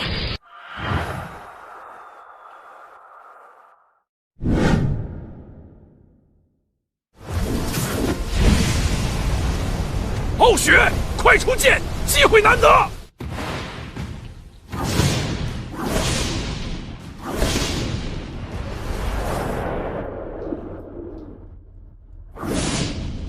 这鬼仙真是不同凡响，这一次虽然因为有傲雪手中的神剑相助，将其消灭，但这一处通道显然已经被打通，我们得先想办法将其封印才行。玄阴师弟对这方面最在行，师弟可有什么办法？关于封印之事，我的确是知道一些，但这一次鬼气极重，一般的封印是无法持久的，所以需要用本门的1天镇魂诀，才有希望将其封印。只是这1天镇魂诀，你们也知道，没有玄玉师兄的同意，是不能轻易施展的。同时，没有本门的1天尺在手，施展出来威力也要弱许多。此时师兄不在，我们只得自己商量。这件事情，相信就是师兄回来，也不会怪罪的。所以你就施展吧，要是师兄怪罪下来，我们一起承担。那好吧，我就尽力施展，希望可以将此处封印住。等师兄回来之后，还得重新再封印一次，才安全。师姐，刚才玄阴师叔说什么1天镇魂诀是什么法诀？为什么我来这儿1年从来没有听说过？那是我们一元的4大秘技之一，刚来的弟子是不知道的。本门除了4院各有一套神秘无比的剑诀之外，还有4大秘技。这4大秘技乃本门之根本，也是千百年来一直立于修真界长盛不衰的真正原因。未经掌教师伯同意，这4大秘技是不能轻易施展的。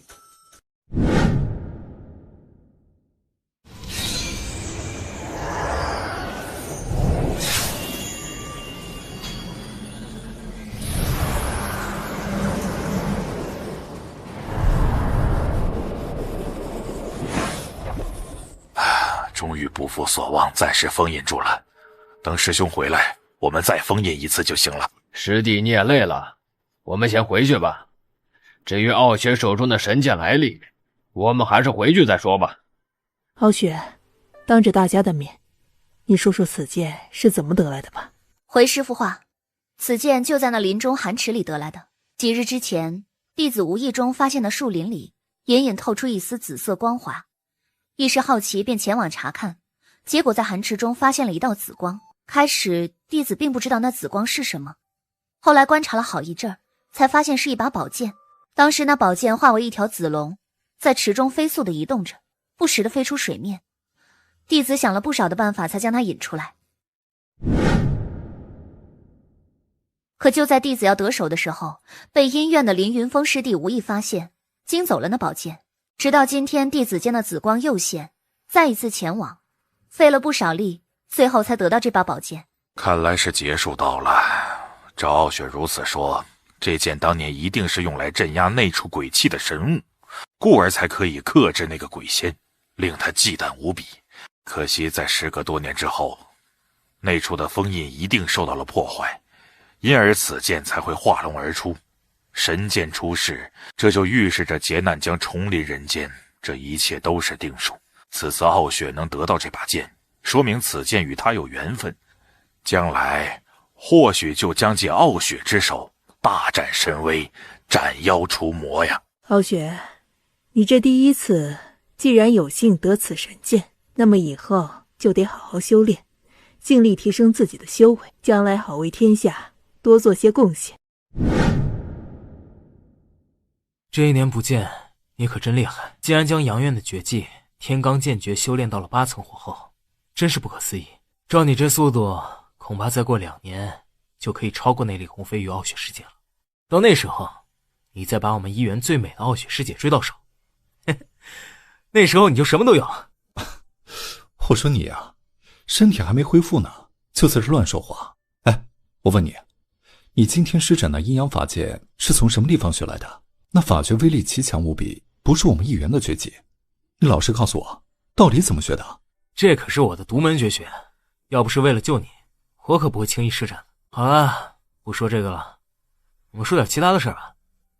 说说傲雪师姐怎么样？我告诉你啊，别给我打岔，你快说，阴阳法剑到底怎么学的？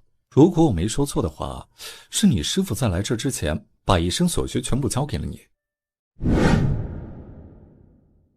他让你来这个地方，主要是为了让你有个好的环境，偷偷修炼自己的法诀。不会吧，你这么厉害，什么都知道了？嘿嘿，我看你恐怕不是人，是神仙了。闭着眼睛也上知天文下知地理，真是厉害，我佩服极了。你小子别没话找话，快老实交代，我不想听你废话。现在就咱们2个人，再不说我四处给你宣扬去。算了，既然你看出来了，我就告诉你吧，反正也没有什么可保密的。其实你说的也基本正确，我来这里的确是想找个好地方，一边学习这里的斩妖灭魔剑，一边提升自己的修为，将师父所教的法诀全部学成。好，算你老实。哎，对了，今天你师父玄阴真人在河里消灭那鬼仙之后，曾经施展了一套神奇的法诀，叫倚天镇魂诀，十分厉害，你可知道吗？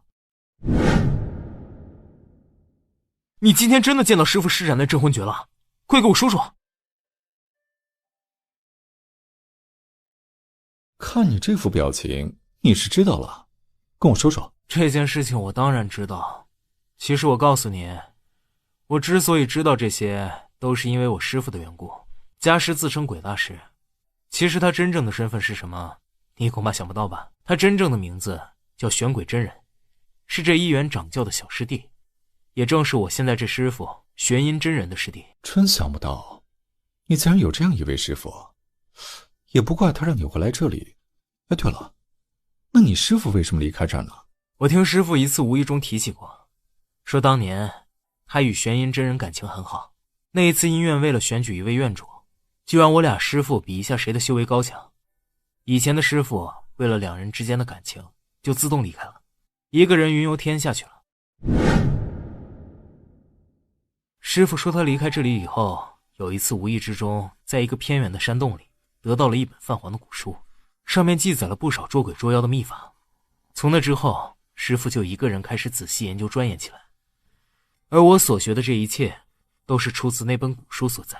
等我学完后，师傅就叫我来这里，一边学习一元的绝技，一边修炼那古书上的秘法。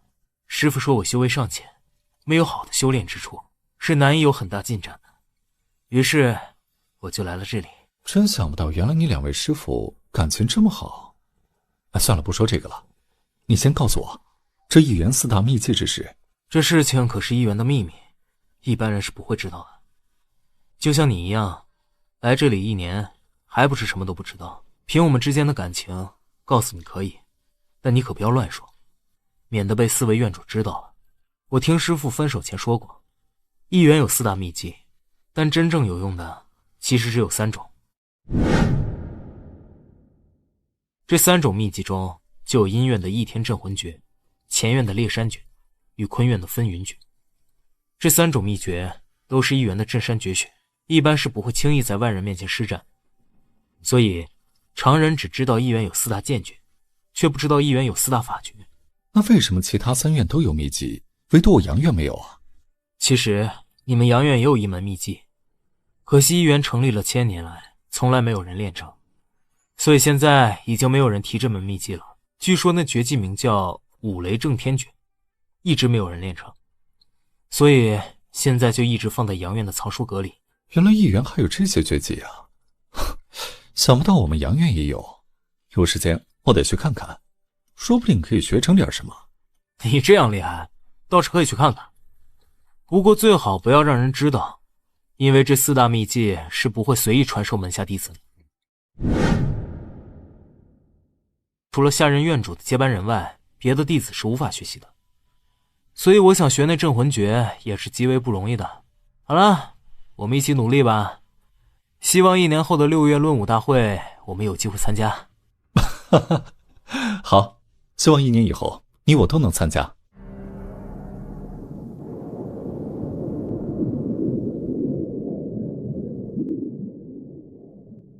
昨日之事我已经知道了，你们做得很好。对于此事，目前虽然暂时平静下来，这却说明我们一直以来太过大意了。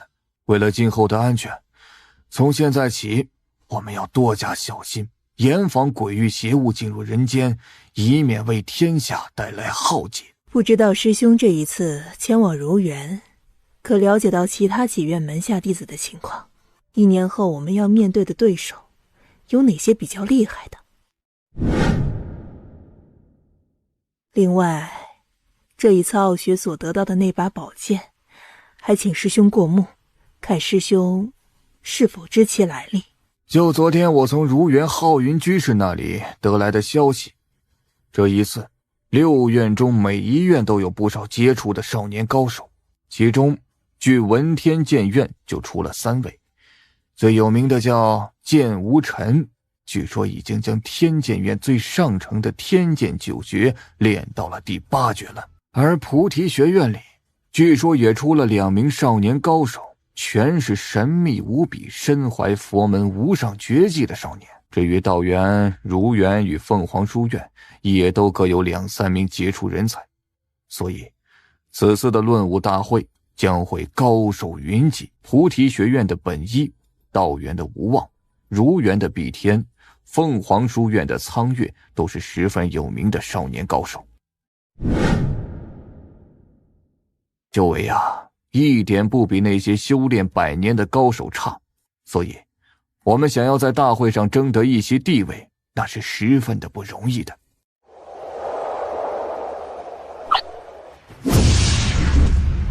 至于傲雪手中的神剑，就我所知，正是1000多年前一位名叫斩龙仙子留下的神兵，剑名紫影。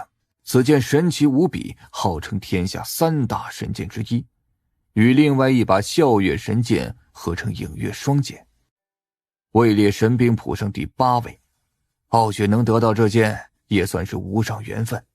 以后要好好努力。至于其余之人，没有神剑也不要紧，修真界最重各自的修为，你们只要努力，一样可以达到至高境界。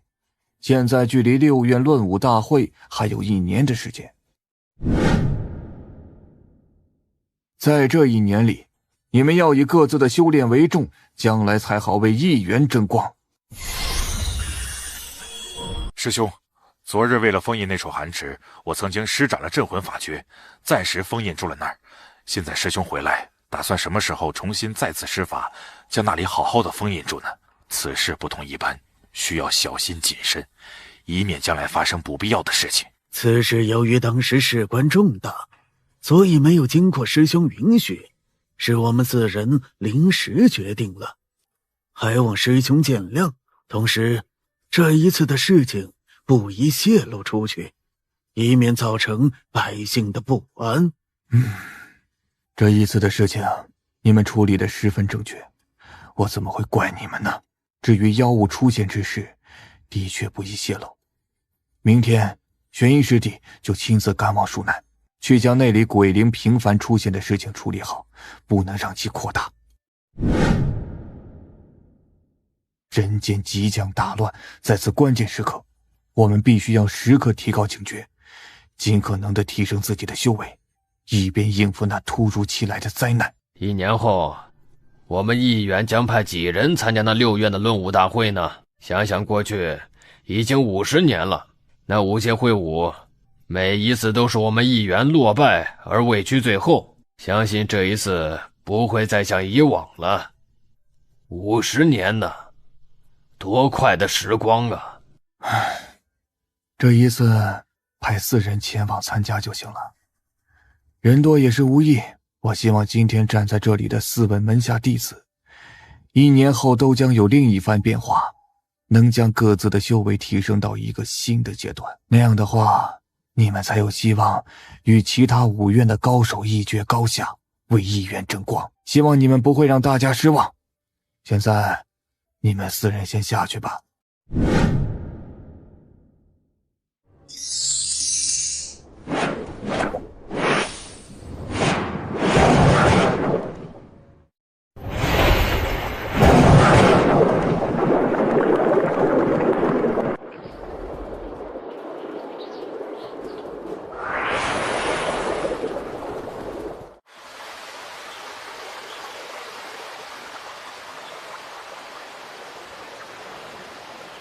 你的成就超出了为师的想象，真是太令人惊奇了。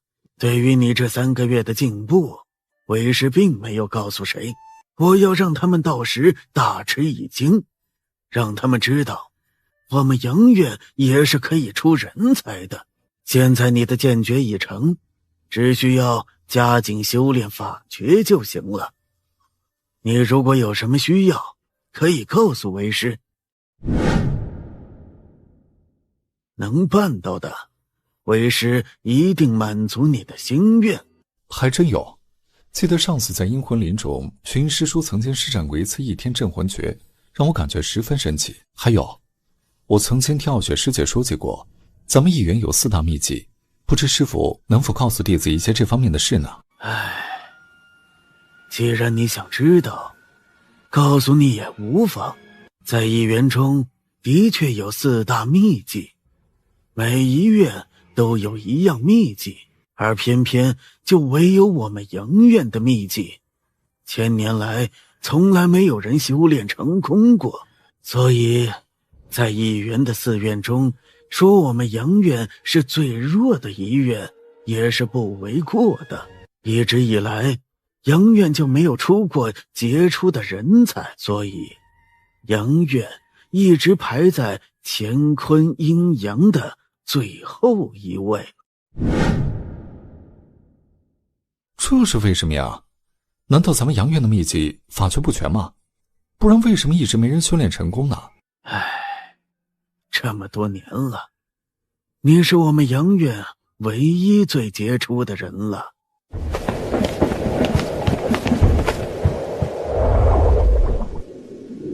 这上面记载的就是本门的秘籍五雷震天诀。一直以来，除了可以看清楚五雷震天诀5个字外，其余的字迹都模糊不清，是故千年来一直没有人修炼成功过。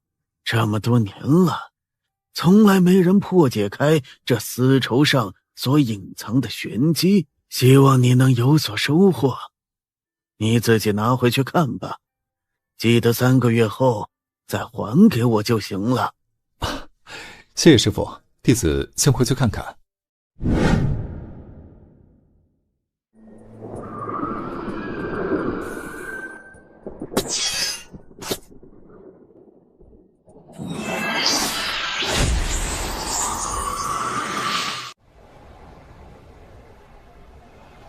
师父，此物神秘，非短时间可以解开。弟子3月来已经发现了一些蛛丝马迹，可惜能力有限，也是无能为力。你说什么？你发现了一些蛛丝马迹？是什么？快告诉我！弟子发觉这丝绸上面这层流动的光华，其实是一道真元层，或者说是一道高速旋转的气流波。只要能够破开这层气流，便可以探测到里边的图案与文字，从而学成上面的法诀。只是这层气流波极为深厚，极有可能是哪位得道飞升的先辈留下的禁制，故而极为难以破解。当然，这也是弟子的一些浅见，不敢肯定一定就对。原来我们一直就弄错了，一直以为只要将自己的真元输入其中，这变化无常的光华就会慢慢清晰，从而看清楚上面的图案与文字。想不到我们竟然理解错误了，原来我们要做的是如何去破开这一层光华，让它从这上面消失掉，那样就可以看见上面的图案与文字了。陆云，谢谢你的这个见解，你先下去修炼吧，我这就去找掌教师兄。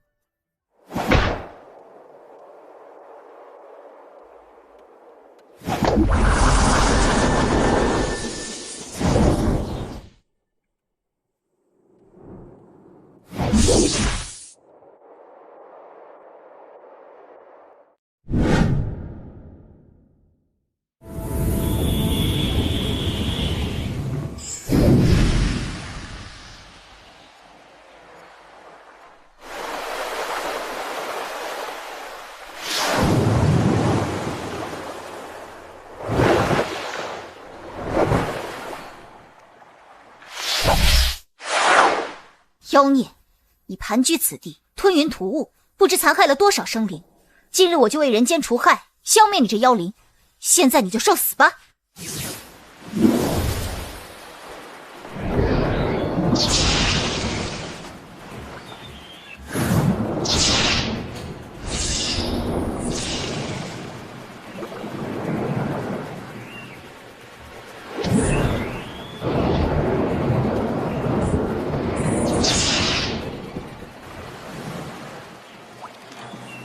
什么人？出来！别误会，我没有恶意。你是什么人？为什么隐藏在这里？刚才是不是你出手阻拦这怪兽离去？姑娘所言不错，刚才正是在下出手拦下了这只怪兽。至于我的来历嘛，我不过是……不好，快走！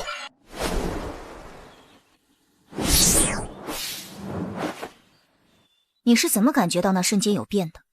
还有，你认为是什么东西能有如此可怕的力量，轻易就能摧山裂石，毁灭这样一个巨大的洞府？那是我天生的直觉，并没有什么可解释的。至于你问下面那个家伙，我倒是感觉到了，可惜我不认识他。他是什么形状？有什么特征？或许你说出来，我能知道它是什么东西。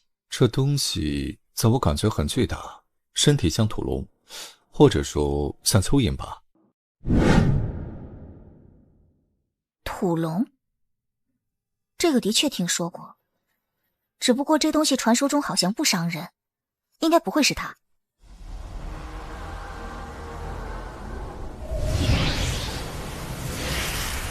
此等妖物，岂能容它留在世上成精害人？今天既然遇上，不管能否铲除它，我也要全力以拼。姑娘，世间生灵如人一般，都有善恶之分，虽遇上的妖灵不一定都是恶灵，为什么要赶尽杀绝呢？而且放开其他不说，光是它庞大的体积，也并非是我们可以轻易撼动的。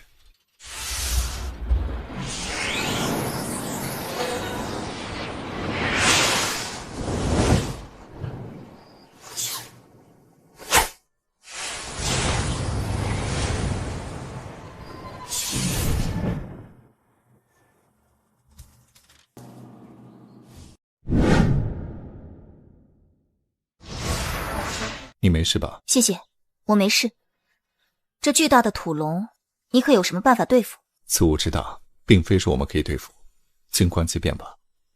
他如果只是泄愤的话，不危害世界，便不用过问他。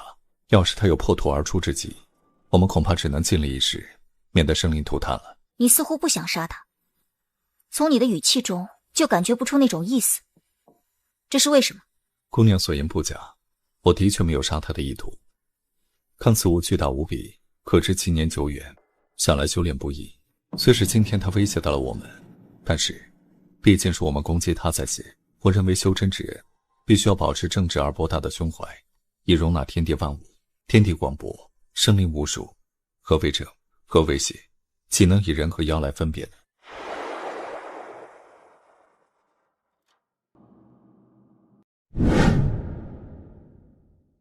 刚才你说你来自西蜀，或许你所习练的法诀，你们那一派的信念，都与我们有所不同，故而见解也不同。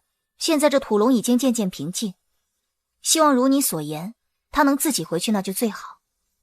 不然的话，最终结果怎么样，谁也猜不透。你放心吧，这土龙已然退去，不会再出现了。但是如果你放心不下，可以在这上面施加一道封印，以防万一。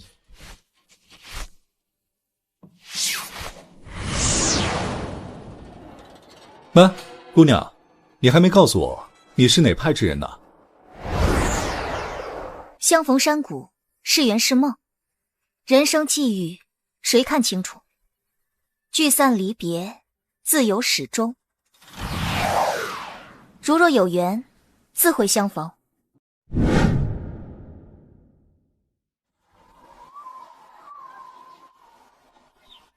2年时间过去了，你们的修为都有很大的进步，这一点值得表扬。今天召集你们来此，主要是说一说半个月后在天剑院举行的6院论武大会之事。子阳师弟，你出去带我迎接一下远道而来的朋友，你将他们先安顿一下，等一炷香时间，我交代了一些事情后，再带他们来此。好，我马上就去。不知道会是谁呢？你看了就知道了。去吧，人家已经到门口了，可别让人家说我们议员不懂礼貌。这一次6院论武同以往一样，一共36人参加比赛，每一院都可以有8人参加。具体人数看各院的情况而定，但如果人数超过了36人，在比赛前就需要进行一次初赛，最后只能有36人参加。而这一次我们议员就只你们4人参加，人数不超过6人，是不需要进行初赛的。此次你们4人前往，那是代表我们议员。我希望你们努力为议员争光，至于你们现在的修为，我也比较满意。相信不出意外的话，你们中至少有1、2人可以进入前6强。那这样，我们议员的地位就将有所提升。为了增加你们临敌经验和实战反应能力，在接下来的12天里，你们就随着玄阴真师弟前往蜀南的绝阴谷去。绝阴谷隐藏着无数的妖兽，是修真界7大妖物汇聚地之一，异常诡秘，暗藏玄机。此次前往绝阴谷，你们必须每人进行7天的艰难历练，7天后在谷口集合，然后随玄阴师弟一起前往绝阴谷，最为神秘的妖月洞天。此去绝阴谷是有一定凶险的，所以你们必须要小心，一旦出现自己受伤严重的情况，就马上回到谷口，玄阴师弟会一直在那里等你们的。好了，你们跟玄阴师弟去吧，祝福你们得胜归来。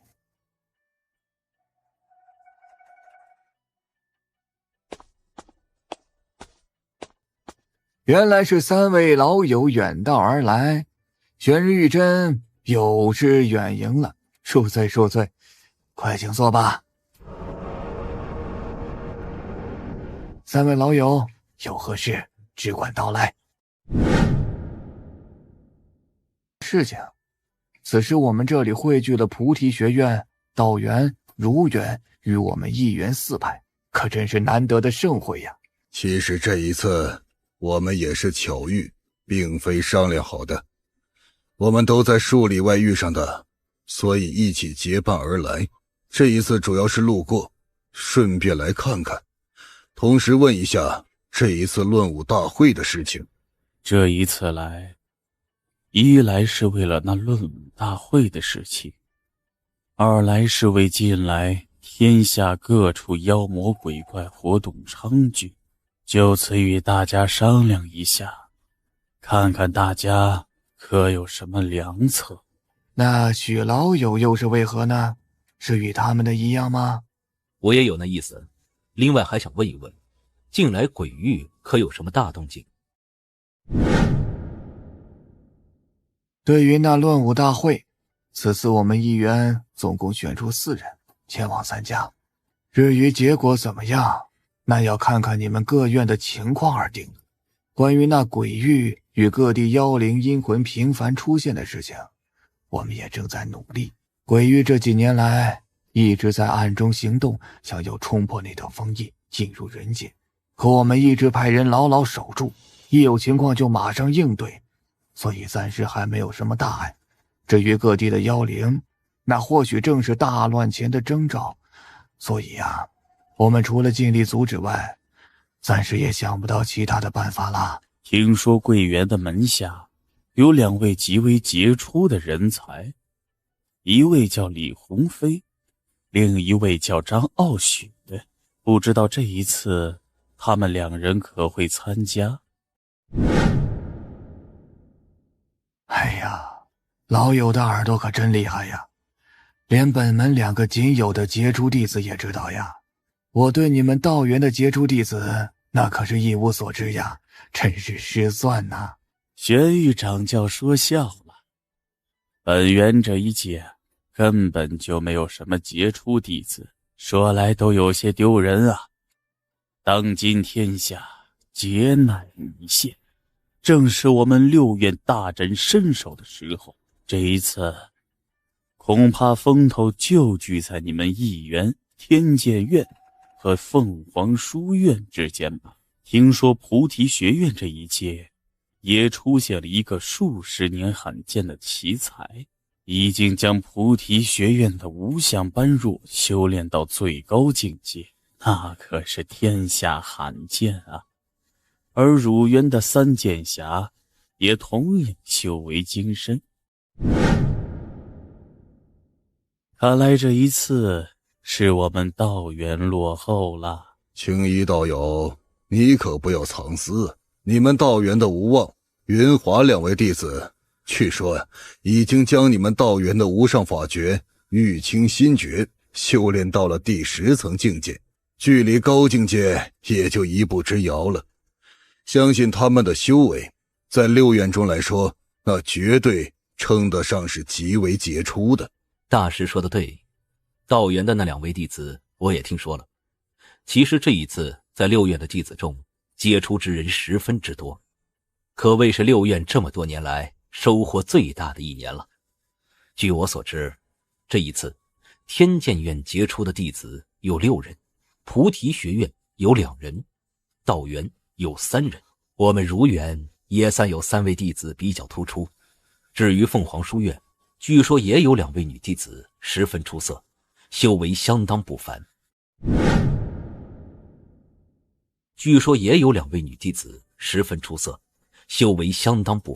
一员至少也有2人。这一来，这一次的6院会武就相当的热闹了，对于那6强之争也就格外激烈了。到时候究竟谁能取得这一届的第1名，可就要看各自的本事了。无论是谁，总是有人要得第1名的。这一次呀，我们只要能进入前6强，我一员就心满意足了。这么多年呀，我们一员一直位居最后，我都觉得有些不好意思了。希望这一次呢，门下弟子能全力表现一下，也好摆脱我们总落后的局面嘛。至于那第1，照你们这样说来，应该是天剑院的无疑了。每一届呀，都是他那里人才众出，真不愧是天下修真界的泰山北斗呀。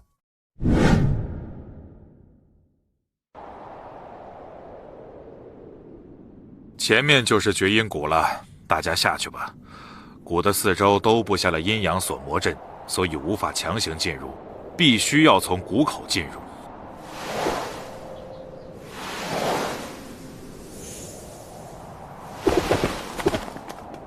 没用的东西，还不快点！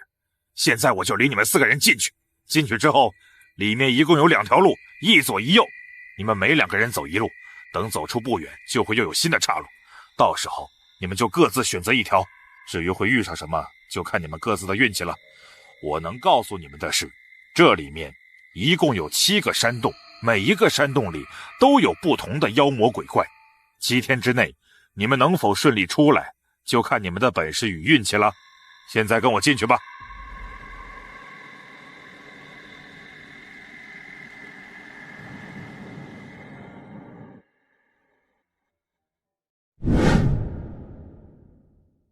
这阵法以八卦阴阳而立，你们只要仔细留心，应该是困不住你们的。最奇特的地方在于，进来有些困难，但出去就比较容易。当然了，这是指你们。对于那些妖灵鬼怪，一入此地就会被这阵法的阴阳2气所吞没，他们是没有办法从这里出去的。这次来这绝阴谷，是为了锻炼你们的实战经验，丰富你们的应变能力。但同时，这里也是危机重重，大家一定要小心。现在就从鸿飞开始，你先进去吧。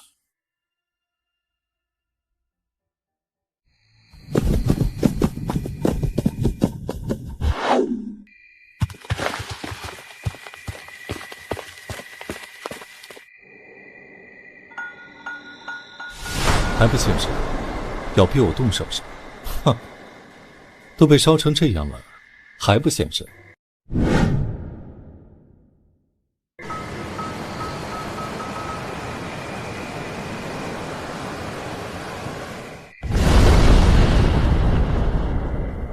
修道人，你不要太过分了，这里是绝阴谷，不是你们这些修道人该来的地方。你再不走，就莫要怪我们对不起了。哼，还不服法？看剑！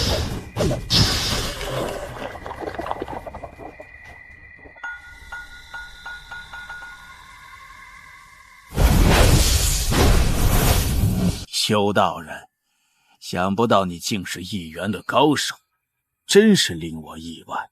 这么多年来，我们一直被一元困在这里，今天你既然进来，那么你就不要指望我们能让你活着离去。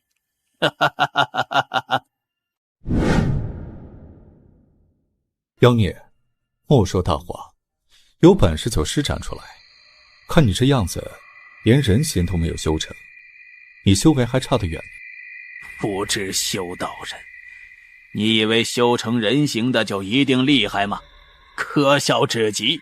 我告诉你，修成人形，修为固然很强，但有些异灵并不是追求修炼成人形，他们一样修为精深，且不露半点痕迹，那才是高明的地方。现在你就准备受死吧，可怜的修道人！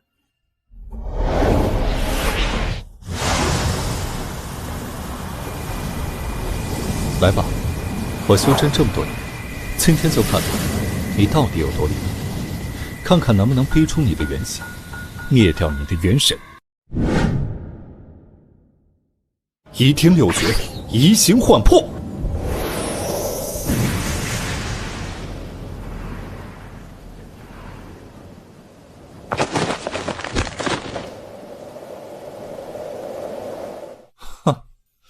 想不到你竟然修炼成了人形，先前还一直隐藏自身实力，当真阴险。好，那现在咱们就来看看，谁更厉害一些。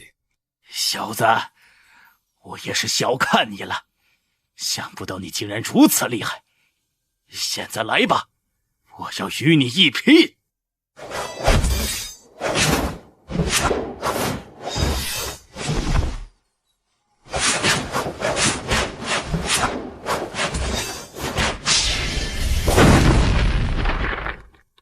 好狡猾的狼妖，竟然懂得马上转变自己的气息，哼，当真不简单。只可惜这次遇上了我。我说过，你逃不了，你注定要死在我手上。你到底是谁？刚才你攻击我的那强劲的真气波，为什么速度那么快？这怎么可能？哼，一个将死之人，我为什么要告诉你这么多？你能够修炼成人形，说明你元神修炼的相当不错。我要真正毁掉你，看来也得费点心神。哼，也好，我就再看看你还有些什么手段。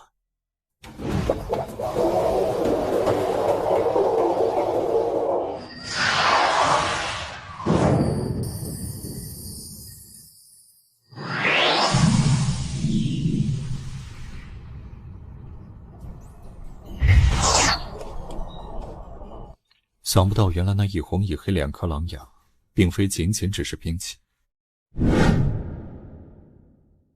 它里边竟然还蕴藏着两股不同元神，也难怪最初我探查到它是三位一体。好，今天我就看看你们到底能逃多远。你以为你自己很聪明，可惜了，你碰上我。不可能！你怎么会鬼宗的化魂大法？不啊！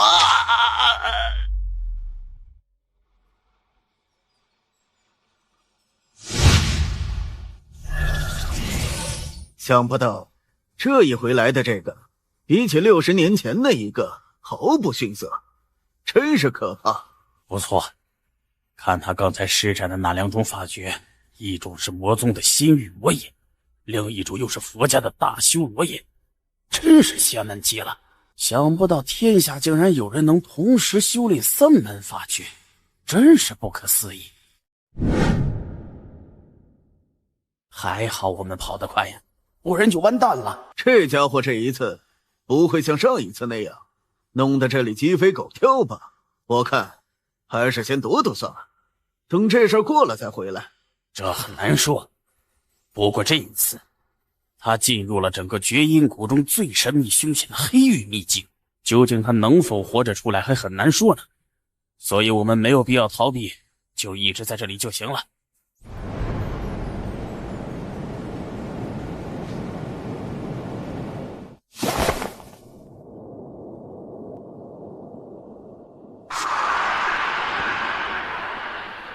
这里边的灵气都带有一丝阴寒之气，有助于这些异灵对阴魂的修炼。对于一般的修炼阳刚法诀的修真之人，却是没什么用处。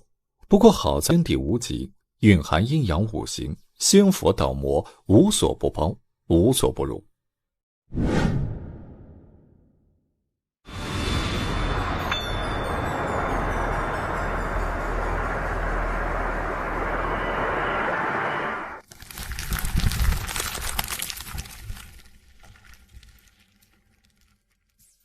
你是什么东西？为什么会出现在这里？这里是世间独一无二的黑域秘境，没有生物可以进来。你是怎么进来的？快说！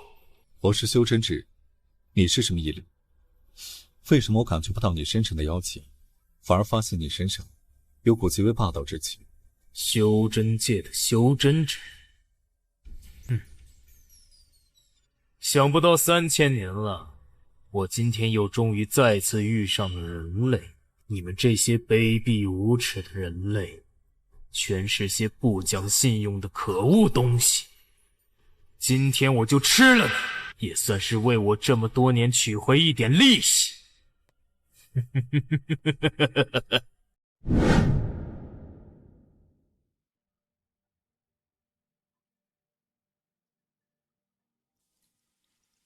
你究竟是什么东西？为什么在这儿？这是什么地方？你为什么仇视人类？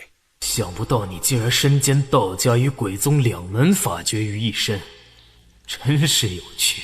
今天难得遇上有人陪我玩，我就好好的陪你玩一玩，看看你究竟有什么本领。至于这里，我已经说过了，那是黑域秘境。这个秘境其实就是你们这些卑鄙无耻的人类创造的。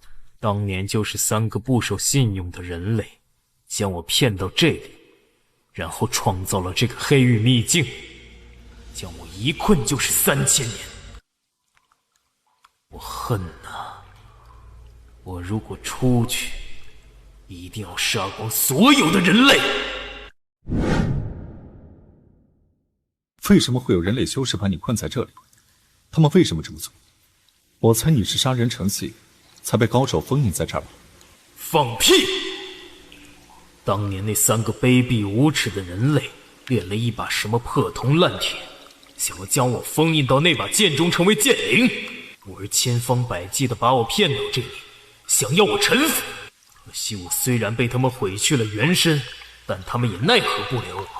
当年他们3人在这里与我全力一搏，结果3人一死2伤，丢下那破铁落荒而逃。本来我是想毁掉那把破铁，我不知道那玩意儿是什么东西炼成的，我竟然毁不掉它，真是气死我了。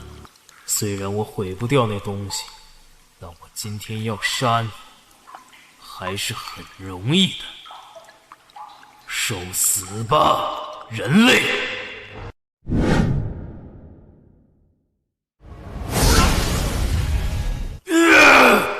人类，你刚才那股力量究竟是什么法诀？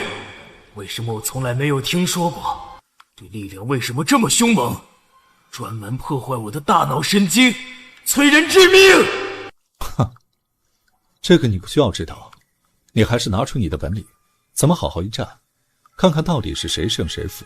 我学艺这么多年，还从来没有全力施展过，今天就拿你来试试，看看我的修为到底到了什么程度。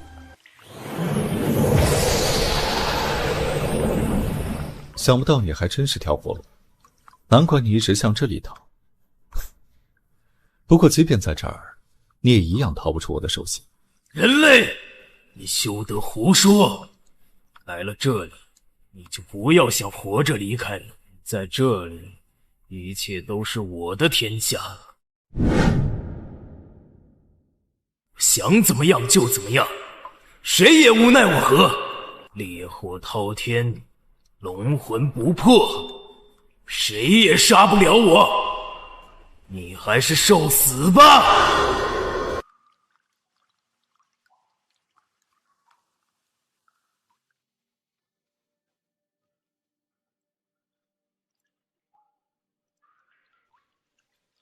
人类，看来是我小看了你。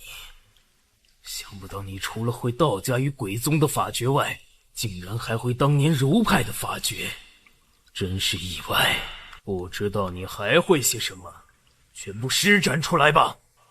说过，在这里是没有任何人能够杀死我，包括神。现在，我只要等到你疲倦，等到你真元好近，就可以杀掉你。能不能杀了你，你等一下就知道了。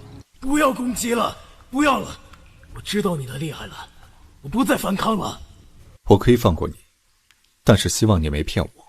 如果有假的话，你应该明白，我是不会放过你的。人类，你的确很厉害，当年那3人厉害不少，但我恨透了人类，所以我不会放过你的。现在我就送你下地狱，让地狱之火将你全部炼化，看你死不死。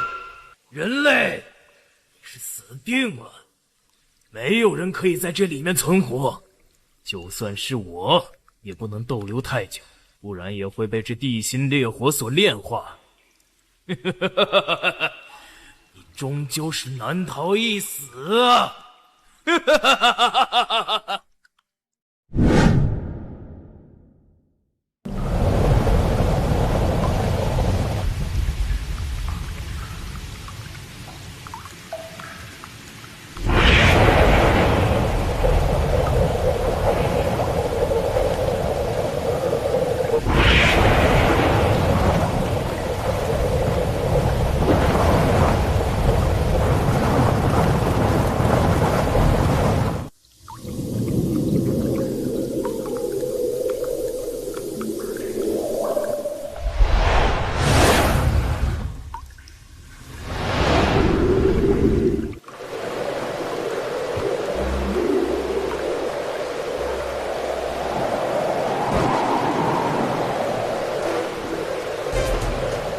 如意姐，如意姐，怎么觉得有些不顺口？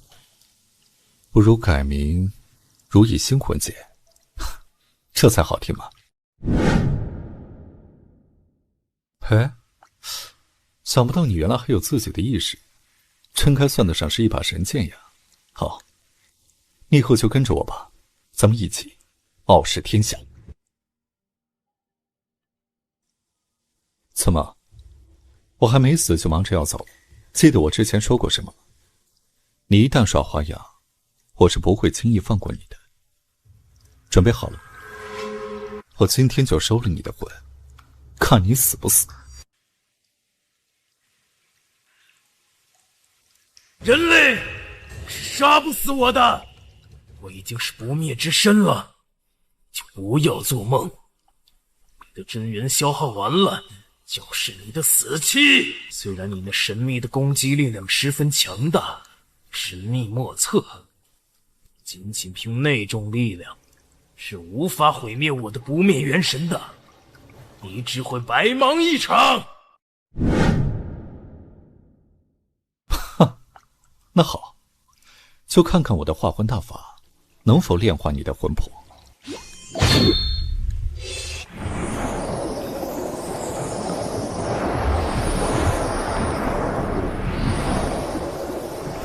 本来是想炼化你的元神，让你魂飞魄散的，可是，一想你在这困了3000年，且修为不易，杀之可惜了，所以给你个机会。当年3位高手想将你封印在这把剑中，作为剑灵，我现在就完成他们没有完成的事，将你封印在这把神剑之中。我相信不会辱没你。我好恨呐！想不到竟然遇上你这种身怀数种绝世法诀之人，真是可叹。或许这就是命吧。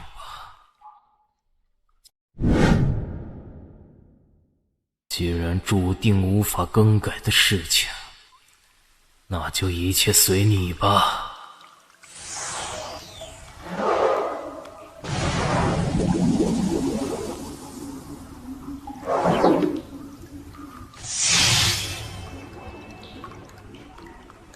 龙魂呀，你就安心留在里边吧。我以血为轴，你破不开的。我不想毁掉你的意识，所以希望你好自为之。现在我想问问你，我要怎样才能离开这里？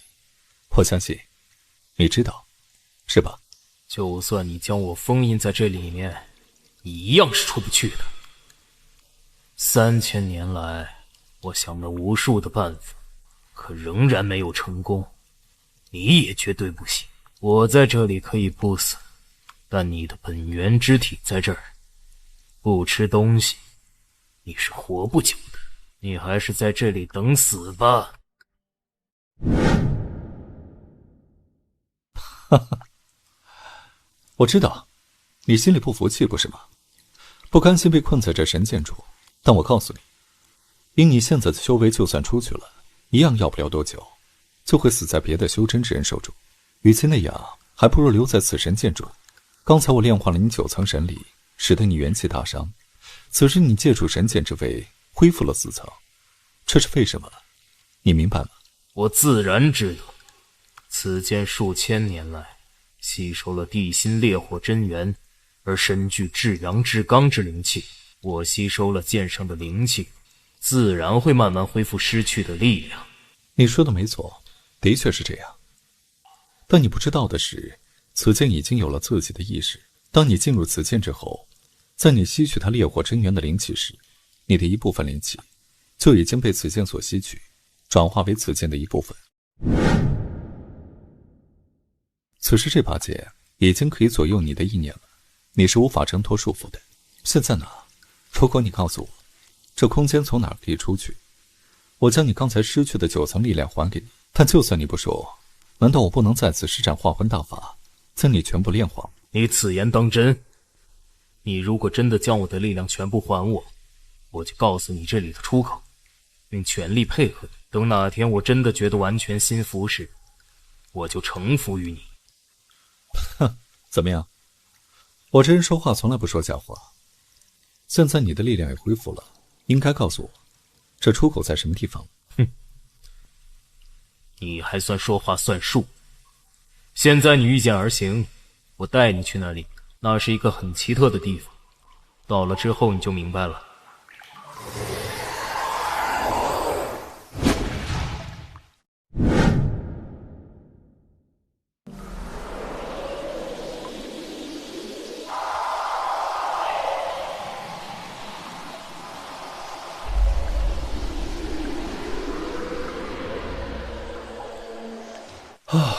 这空间如此之大，当年那3人恐怕费了不少的心机才创造出来。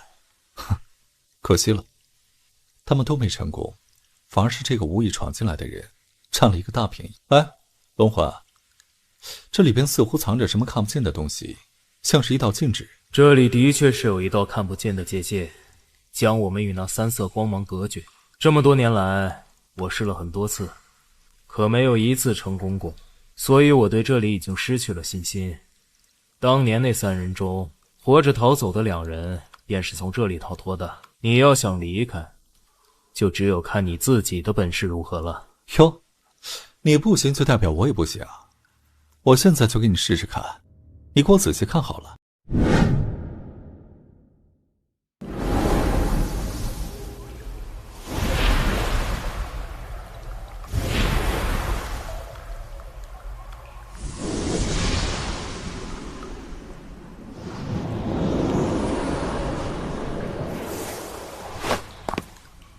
怎么样，现在知道了吧？咱们俩之间是有差距的，你做不到，不代表我做不到。你不要得意，这只能说你运气，或者因为你是人类的原因。至于这里，这3种光华中隐含着道家、佛家与邪宗的法诀，你恐怕是无法通过的。哈，你说的几乎都对，这里的确是隐含了3种法诀。不过有一点呢，你说的不准确，这里边除了佛道2门法诀之外，剩下那一道法诀不是什么邪宗法诀，而是这世界极为神秘的仙宗法诀。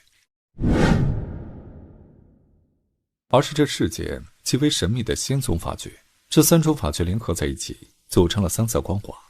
其实呢，也极为容易破解。只要闯关之人身怀这3种法诀中任何一种，就可以穿越这层结界。可惜了，你是妖。不然岂能将你困在这儿这么多年呢？哼，就算你知道这些，也不表示你就能出去。有本事你就穿过这里，到达外面，我就说你有些厉害，不然一切都是白费口舌而已。哟，是吗？不服气啊？哈，那你就看好了，看我是怎么出去的。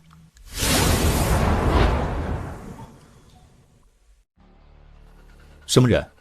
出来！修真界的少年，想不到你竟然可以来到这里，真是十分罕见呢。你明白这里是什么地方吗？你是什么人？为什么不现身一见呢？哈哈哈，少年人，我没什么恶意，我只是太寂寞了，想找个人聊一聊。你愿意陪我聊一聊吗？这里是绝阴谷中最神秘的地方。此谷分内外两层，而内外之间有极强的禁制隔绝，一般人是无法发现那道禁制进入这内层来的。所以你能进来，我有些奇怪。你要是愿意与我聊聊的话，我就现身与你一见。你如果不愿意，就离去吧。这么多年了，我真的有些寂寞了。既然你如此寂寞，那么出来吧，咱们俩聊聊。也好，难得这么多年会有人类来到这里，也算是一段缘分吧。我就见你一见。